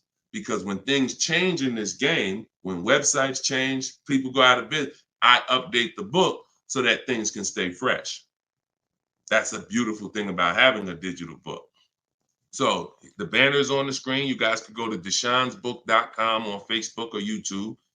You can scan the QR code with your phone because everyone can get your copy for 75% off. You won't pay the normal $97 as long as you get to either my TikTok bio or my Instagram bio before the 30 minutes is up. Okay, that's a great question, though. And what we're doing is we're going a little deeper. I've had tons of shows. We've done tons of streams where I was doing these rapid fire answers. This is episode 17. So what you're going, or 18. So what you're going to see is we're going a little deeper on certain topics as we're led to. So go ahead, Dolan. Next question. 5 though. No, I'm not streaming on Twitch, Matt. Only on Facebook, YouTube, Instagram, and TikTok. This is Lauren over on YouTube. Used your system just last week to lease a new car and got a 2024 Tiguan, great, at 1.1% after getting 6 bids. Now you talking, Lauren. It was the most enjoyable car buying process I've ever had. Thank you. Do we see what let me screenshot this here. This is what we're talking about, Lauren. This is what I am talking about. See, Lauren didn't know me. See, here's how different information changes things. Lauren was just like y'all about a month ago. She didn't have my book because we didn't even release the book. She was just like y'all. She might have didn't even know me. But what? She's an action taker. She got on the stream. She said, look, I like what this guy's talking about. This book is $24. What's the worst I could lose? There got to be something in that book where I could at least make my $25 back. Or even if I paid $97, got to be some tip, one tip in here got to be able to make me at least $100 back. She later finds out she's going to get thousands of dollars in discounts, get a 1.1% lease. Well, what that means is if the car is $40,000, her payment is like $420 on a $40,000 car that people are paying $800 a month for, $700 a month. Her lease is 1.1% of the MSRP. So because she's an action taker, she went forward, she got the book, she used the scripts, she said, I'm done with the old process. I'm willing to unlearn my old way of shopping, and I'm going to relearn this new way to shop. That's why, you understand? That's why it's all about unlearning and relearning. You understand? And she's able to reap the rewards of not just saving the money, but receiving empowerment. Because this is the only way to car shop empowered. You could go negotiate. Not only are you not going to get the money off that we're getting, because if you're negotiating with an 80% dealer, there's no way for you to get these prices. So if you're in a dealer, yeah, they'll take off money for you, but their price was so high to begin with that when they take off the money, you're still higher. An 80% dealer is the overpriced dealers. You can't negotiate them down to the best price. So even if you did that, you still wouldn't have the empowerment of letting the business come to you. See, you're empowered when you're sitting at home and the business is coming to you. You're in control. And the only way to do that is with bids. So congratulations, Lauren. Enjoy your new Volkswagen. Beautiful vehicle. And I'm so glad to hear that you trusted the process and you have reaped the rewards. Congratulations. God bless you. All right, Dolan, go ahead. Throw the next one up. We are live, y'all. This is our Thursday, May 9th, 12 p.m. live stream. So if you don't see the banner over my head, we are live. You can ask your questions. We'll try to get them in the show. Wanda Lopez Smith on TikTok. Leasing companies not allowing third-party buyouts. Yeah, I explained that. If we have a third-party restriction, we're going to sell it to a local dealer. But we still get bids. We still need to get bids from the online car buyers to know if we have equity. If we have equity and we have a third-party restriction, we're going to sell it to a used car. Like if I had a BMW and there's a third-party restriction, I'm selling my BMW to a BMW dealer. I have a whole script in my book for how we do this. We talk to used car managers, and I'm going to have a used car manager buy it. See, some of you bought your car because you saw the third-party restrictions and you bought it and resold it. I don't like doing that because when you buy it and resell it, you have taxes, you have fees that you're going to pay. When you sell to a local dealership, sometimes they don't pay the taxes and there's no fees. So buying and reselling, you're eating up like probably $3,000 or $4,000 of any equity you would have. So yeah, we've been getting out of the, we've had a process for third-party restrictions since they started them in 2021. We've had a process for how we were going to sell our cars and get our equity, even with third-party restrictions. So that's never stopped us. Never stopped us. Good, great question. People like the live view have no clue how valuable his information is. Appreciate you, Belle. Thank you so much. Only people that know how valuable the information is people who use it. People who watch, there's a saying, you can't be a hearer of the word. You want to be a doer. A doer. A lot of people hear. A lot of people hear because we want our ears tickled. But it's the doing that leads to the savings. And in our case, what we're asking you to do is easy. It's just your programming and your fear of a process. See, it's an unknown hell. I mean, an unknown heaven is what we have over here. But you have a known hell. Sometimes what you know is so comfortable, even though it's hell, but it's, you know it. You're comfortable with it. You're comfortable with the discomfort of car shopping. So this is what, Deshone, everything you're saying, that sounds hard. Sitting at home and doing these copy and paste things and having this, that sounds hard. That's just your fear. That's your programming talking to you. That's not reality. Because in reality, you see people like Lauren, who just came on, And you see, this is the easiest way she's ever bought a car in her life. This is the most money she's ever saved in her life. Look, you got people like, look, Matt, happy to share. I've officially graduated. Huge thank you to Deshone, building such a great system, answering all my questions along the way. Lease details. You got a $56,000 Hyundai Palisade calligraphy, 1.28% lease. Highest quote was $1,167 a month. He got his for $719. The highest quote he got from an 80% dealer was $1,167 a month. He got his for $719. Sitting at home, getting bids. So for those of you who want to know, like, I do have a car buying school. It's called Maps Academy. You want to know more about it? We have a comment in there. You can attend my free masterclass. I don't let anybody in my school who has not gone to my masterclass. Everything you're doing raw and buying, selling, and leasing cars. So there's a comment in there for the comment section, and we have a link in my bio for you as well, who, if you think, you know what, I want to see about his online buying school. I don't care, because the system that Matt says, Deshone, thank you, Deshone, for building such a great system. The system is the same. So, but you have to be an action taker. And because the system is simple, and it's in video form, and it's in book form, and it's in my free live video, my free streams, you just get it where you could get it. But there's no excuse for sitting at home car shopping the old way anymore when this information is available and it exists and it's 3 years old. This isn't new. We have hundreds of people. You're not oh, let me take a chance and see if this will work. That ship has sailed long time ago. Long time ago, that ship has sailed. But the action takers are going to win, not just the hearers. People listen, oh yeah, this sounds good. Of course it sounds good. But you won't reap the results until you become an action taker on the information. Okay, so those of you who want the book, it's in my TikTok bio, it's in my Instagram bio. You'll have access to these strategies for the rest of your life. All right, Dolan, shoot the next question up. We got some great questions coming in today. This is our Thursday, May 9th live show. So we are live right now. It's our 12 p.m. stream. Melanie from TikTok, what do you recommend for a young adult that is first-time car buyer that has no credit? I would recommend you save up. You get something that we call a smart car. That's not one of those little cars that you heard. It stands for saving money at the right time.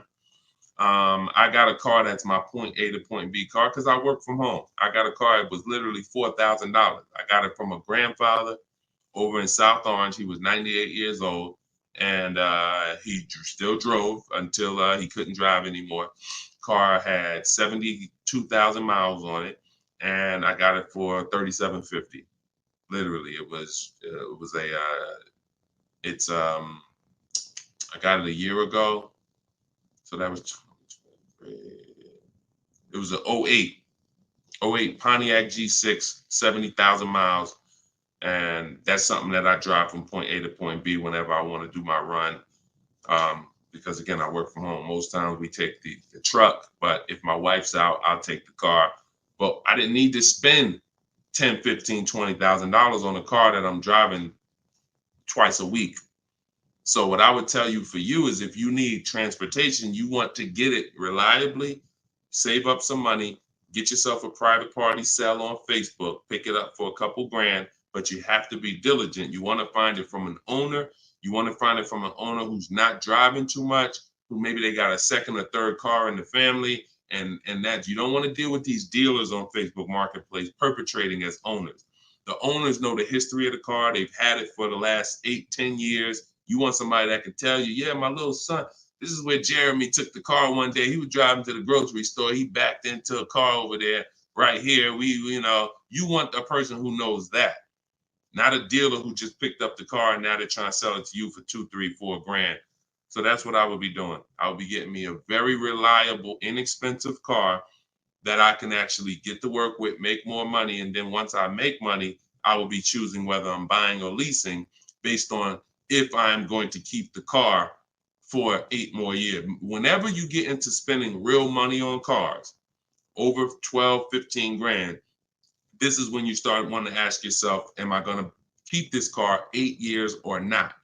Because once you get these cars and build up your credit, Melanie, another thing you should be doing is getting a credit card, not using it, pay it off every month, spend $20 on it, pay it off so you can get your credit up to a 700 score. You could be at a 700 score lightning fast before the next 12 months.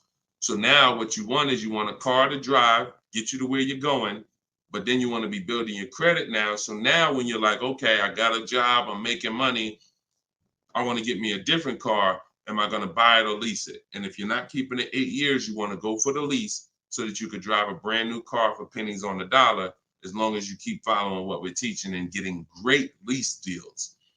But if you're keeping the car for 8 or more years, then you would go and you would buy a car, not lease it.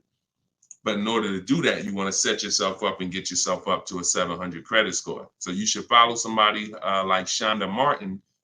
She's on all the platforms. Shonda Martin, this young lady is a guru when it comes to credit. She does a lot of live streams, a lot of Q&As, just like me.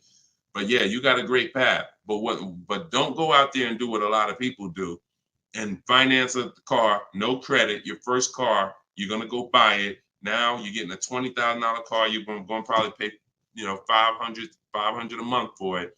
And now that car is gonna be a long-term thing because it's just too expensive.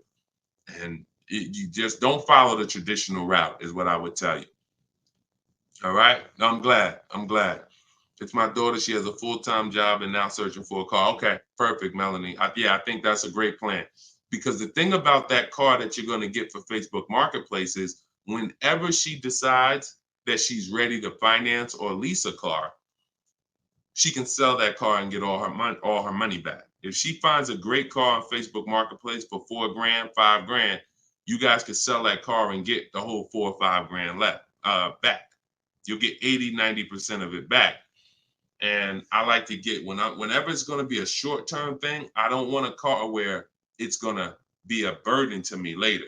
We want to get a car that does the job now. I know with this Pontiac, whenever I choose to sell it, because I'm actually going to get a car. I've been waiting to get a vehicle that I want for a number of years.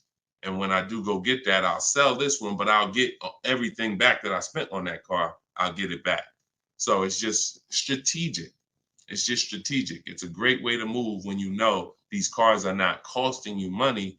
You're breaking even on them, and it's just great. So that's what I would say, Melanie. That's what I would do for my own daughter. Okay, go ahead, Dolan. Shoot the next one up. We are live, y'all. We're going to try to get through as many as we can in the show. Type your questions. This is our Thursday, May 9th show, our 12 p.m. broadcast. So, Sir Francis on YouTube. What's the best source for an accurate valuation to determine if purchasing a used car is a good idea? I don't go by that. The only way purchasing a used car is a good idea for me is if we're keeping it at least 8 years. That's it. If you're not keeping it at least 8, are you keeping the vehicle at least 8 years?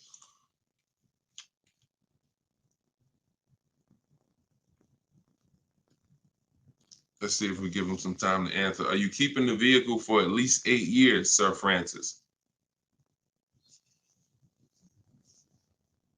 See, if we're not keeping the vehicle at least 8 years, there's no point in buying it, because the money that you would spend to lease, you can't put a price tag. You can't compare it. The reason I have to show y'all these lease deals is to see you cannot compare great lease deals to purchase deals. You can't. Look at this. Look at Jared. Jared followed the leasing like a boss system. The leasing process went quick and exactly like you said it would. Sent the emails. We had multiple offers to work with. Trusted the process. Used the scripts. Got the lowest offer from $565 a month down to $520 with a counter offer. Look. That's probably a $40,000 vehicle. I don't have it up in front of me because I cut the rest of his post off. But look, 1.28, $56,000 vehicle. Even if you were buying a used version of this. So let's just I want to show you this. Let's just say instead of leasing like Matt did here, he got a $56,000 vehicle for $719 a month. We already know with $1,000 every, with $100 a month on every $5,000, this $56,000 vehicle is about $1,100 a month. Every 5,000 bucks is a hundred bucks a month on a 5-year finance. So $56,000 vehicle, we're looking at literally $1,100 a month, $1,100 a month payment. Let's just say though he bought this car used. He didn't understand leasing. He found a used one. So instead of 56, let's say he gets one for, you know, let's call it instead of 56, he gets 26 grand off. Let's say he gets it for, hold on, let me do percentages. I don't know why I can't do math right now in my head. Let's say he gets it for 38. Let's use something that's really conservative and good. He gets it for 38. So a $56,000 Hyundai Palisade, he finds an incredible deal on a pre-owned one. He gets it for 38. Once his taxes go in, he's at 40. What's his monthly payment, y'all? If every $5,000 is $100 a month, what's his monthly payment for 40? See, it's all about no money down. If you notice, every time we're comparing numbers, we're not putting any money into the deals. See, when you're not putting any money into the deals, you can easily compare the deals. That's why all we do is shop with no money down, because it's easy to compare the deals. In my book is No Money Down Mastery. You're going to find every strategy I teach you doesn't involve money. It doesn't involve money, because when you want to put money down, that's different. But money down should be after you have assessed the deal already. So, those of you who want your copy of Cars from Home, 7 Steps to Saving Time, Money, and Avoiding Dealers, go to my TikTok bio now, get your copy for 75% off. Go to my Instagram bio, get your copy. But look at this. I'm asking y'all, what's his payment? Let's see if we got anybody that chimed in. If he didn't get this brand new one, if he didn't get this brand new Hyundai truck, he got a used one. So instead of 56,000, he got his for 38. Great price. He found one for 38,000, low miles. Now taxes are in, and he's financing 40,000. What's his monthly payment?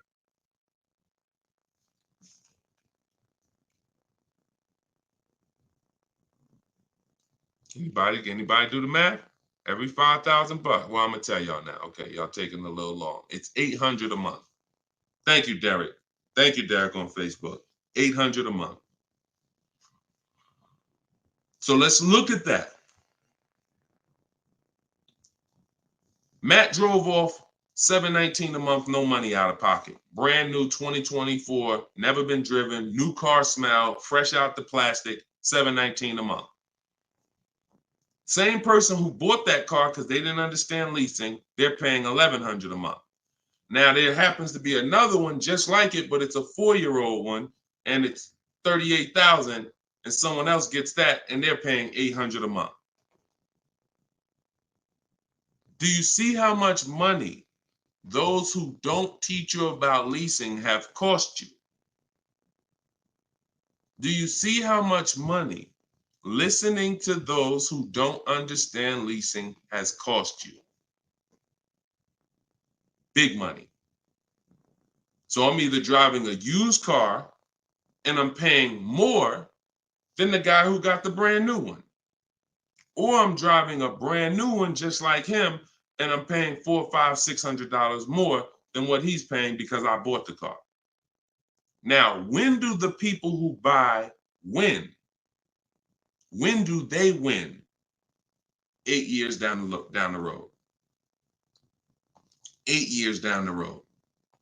See, because when you buy your car and you pay it off, see, the person who leases is not worried about depreciation. That's the car going down in value like this.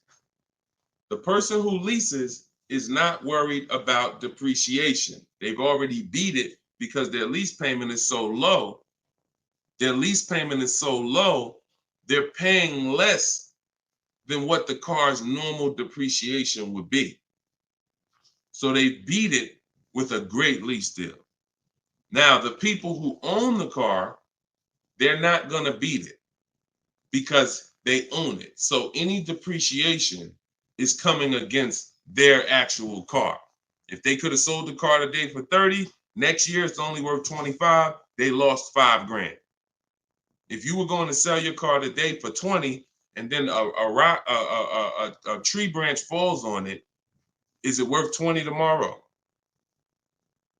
Even when you fix it, run it through your insurance. Hey, I'm coming to get my 20. No, a tree branch fell on the vehicle. It's worth probably 18 now. This is depreciation. So the only way you're going to avoid that is through long-term ownership, because eventually, like I talked about earlier in the stream, you get to the point where your car is only losing a little bit of value each year. Only to this year it's worth 10, next year it's worth 95. In another year it's worth 9,000. That doesn't happen until you have kept the car 9, 10, 11 years. So if you're not keeping your cars that long, you're losing thousands of dollars not leasing, as I just illustrated with those 3 examples. Okay? So this doesn't change. I don't care whether it's Lamborghinis. I don't care whether it's Rolls Royces. The principles do not change. Derek on Facebook. If a manufacturer is offering a very low IR through their direct financing for well-qualified buyers, is there something I should look for on my credit report to know whether I should apply and let them run my credit versus using the pre-qualified offer I have from my credit union? Yeah, most people are going to qualify for the special rates. If you have fair credit, good credit, most people are going to qualify for the special rates because it's not super tier. Super tier is like A1 or A9 in the business world. That's super tier. Most of them are tier 1. So a tier 1 approval is really going to be if you have, 680 credit score and above. If you've had a car loan in the past that you paid well, you should be able to qualify for those special interest rates. Those are not super hard to qualify for. And if it's something under 2.9, you're typically not going to see that coming from a credit union or a bank, not in this market. Not in this market. So yeah, it's a good question though. But that's round 1 in the bank bidding war. So it's important for you guys to know that whenever you see a special interest rate offer, in many cases, it's not hard to qualify for. You don't need perfect credit. 680, 700 and above, you should be fine. All right. So, all right. Let's go, John Tez on YouTube. I'm interested in getting a 23 Charger Scat Pack, trading a 2022 Camry. This is a disaster. This is a disaster. Dealer wants 56 for the car, but it's been on the lot for 220 days. What do you think I could get them to lower it to? Well, I'm going to just tell you honestly, why are you trading in a 2022 vehicle? First of all, if you paid cash for that car, you wouldn't be trading it in, because once you see what it's worth and what you're getting in 2 years, you've had the car for less than 2 years. See, there's something, here's what we're not getting. The reason why I hold this up is for y'all to see that you cannot trade in cars this fast and have it be and have it. And I want y'all to know we are 100% live right now. We are 100% live right now. You're not watching a replay. This is a live show. So we're going to dialogue on this for a quick second. You should not, if I show this so y'all can understand, the value of your car is dropping like this the first year, 2 years, 3 years. You think that you could buy a car here for $35,000, turn around, trade it a year later, and it's only worth now $27,000, and you're just going to flip and take that $7,000 loss in depreciation. You are going to absolutely lose your shirt. And the only way that you actually don't realize how much you're losing is because they hide it in your monthly payment, because you're a payment shopper. Just get me to this payment. I don't care about the numbers and all of that. I don't care about how much money I'm losing on each car. Just work my monthly payment to something that I could afford. And that is financial disaster. because there is no way, if you were coming and you were writing a check for this, if you came in and you bought that 2022 Camry and they said, okay, it's going to be 35 grand, you know, whatever, and you wrote a check for it, and then you came back a year later and you said, all right, well, what y'all going to give me for my 22 Camry? And they said, all right, well, we can only give you 25 for it. And you said, wait, I just paid 35 for it last year. You ain't giving me no 25 for it. You would never take that. But payment buyers take those deals all the time, because what they do is they give you the same 25, but when they finance it and stretch the loan out, they're like, see, and your new monthly payment is only $50 more than your old car. And you like, man, this sounds like a good deal. It's a horrible deal. It's not even a deal. It's a horrible offer, but you're not trained to see it. So whenever I see somebody who's switching from cars that are less than 2 years old to a brand new car, you're not talking about leasing it. So you're still in the mindset of, oh, I could buy cars, switch them, buy cars, switch them, buy cars, switch them. You absolutely are losing thousands of dollars on every single car you buy. So if I wanted to do what you were doing, replace my 2022 Camry with a Charger Scat Pack, and first you're buying another pre-owned one too. You're buying another pre-owned one. So you're asking, all right, I want to replace this 2-year-old pre-owned car that I got, and then I want to buy another pre-owned car and replace that one. But you're not looking at the fact that the 1-year-old Scat Pack you're trying to find is so rare. When you find it, you're most likely going to overpay for it, because who has 1-year-old Scat Packs? Who has 1-year-old Dodge Charger Scat Packs? How would that vehicle even end up on a dealer's lot? You only get the cars on dealers' lots one of two ways. The dealer has to buy them from auction, or buy them from one of their customers, or at the end of a lease, the person returns the car. So people are not usually trading in a 1-year-old car. So if it has been on the dealer's lot, maybe it's because it's a leftover model. And if it's a leftover model, you don't have anything to compare it to see how much you should be saving. So what I would be doing is, before I buy a 1-year-old Scat Pack, I would see what's the market on a brand new one. This is so important. This is so important, because this is financial intelligence. Look at this. If I would have walked in, this is Sean. Sean got an F-150 Lightning $73,000 vehicle. He ended up saving $20,000 on the vehicle. Brand new one. Same thing with Kimberly. She got a Maserati. You can see here, what does it say? Total savings, $20,700. 2023 Maserati Greco. $86,000 vehicle. They took off $20,700. That's the new one.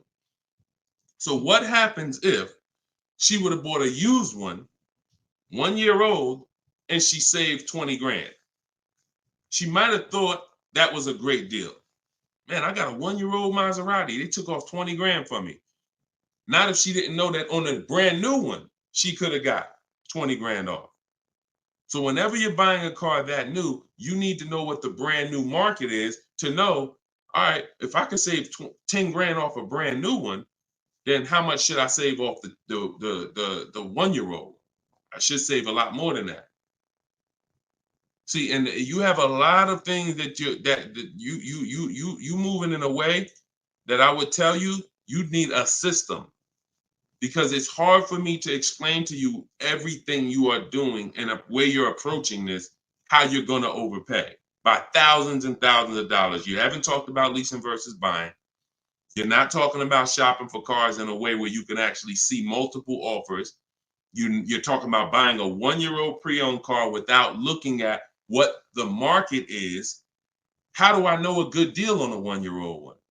There's not enough vehicles out there for you to know a good deal on a 1-year-old, which means the only way I'm going to know a good deal on a 1-year-old one is I need to know what a good deal is on a new one. And if a good deal on a new one saves me 15 grand, then that means on a 1-year-old one, I need to save like 20 to 25. There's not enough vehicles for you to do that. So you should really be looking at following a system, learning about leasing versus buying. Are you keeping the next car 8 years or not? If you're not keeping the next car 8 years, you shouldn't be buying, you should be leasing. Because I don't care what you get the price for on the Scat Pack, you are gonna overspend compared to someone who goes and leases their Scat Pack and gets a great deal on it. So we got to slow down and look. Most times we're approaching car buying like grocery shopping. We trying to get our car deal done the same time as a grocery shopping visit. 2 hours, 3 hours. We're at the grocery store more than we're planning our car purchase. And the only way you're going to save money is to take your car buying process seriously. If it's just like, nah, Deshone, it ain't that big of a deal, then go ahead and go give them 15, 20 grand. But I tell you what, somebody like me, somebody who's listening to me, who getting the same car that you're getting, and they say, man, so funny, Deshone, I'm in the same position as that person is in. I got a Camry too, and I want to replace it too with a Scat Pack. But I'm gonna use your strategies. I'm gonna assess my old car, get bids for it. I'm going to determine leasing versus buying, and then I'm gonna shop for my car. That person will save 5 to 10 grand more than you, minimum. Minimum. I put any amount of money on it. So slow down and answer this question first. How many years are you keeping the next car? If the answer is not 8, don't think about buying it. Don't think about buying it. My goal is to shop for my most aggressive lease on my next car. If I'm buying it and I'm keeping it over 8 years, then I'm buying it. I'm not buying a car that I'm not keeping more than 8 years. Not no Scat Pack, not no Dodge Challenger, not no Toyota Camry, nothing. If I'm not keeping it 8 years, I'm not buying the car. Lease deals are too great. It's pennies on the dollar when I learn to get them. So everything I'm teaching y'all is out of my new book, Cars from Home. It's a digital book. It's called 7 Steps to Saving Time, Money, and Avoiding Dealerships. You can get your copy for 75% off in my TikTok bio. The price of the book is $97. That is the price. But you can get it for $24 if you get to my TikTok bio before the 30-minute timer expires. If you get to my Instagram bio before the 30-minute timer expires. We have a link in the comment section on YouTube and Facebook. You can go to deshonsbook.com, or you can scan this QR code with your phone and you can get your copy for 75% off. So use it. Make sure you send me your success stories. Continue to send me your success stories so we can bring them onto the show. That is a step-by-step system. There's nothing left to chance. You cannot leave anything to chance when it comes to car buying. Everything that we teach is for a reason. So let's continue to move. You know we will be back soon for another stream. And catch us later. We're usually live 7 and 12 p.m.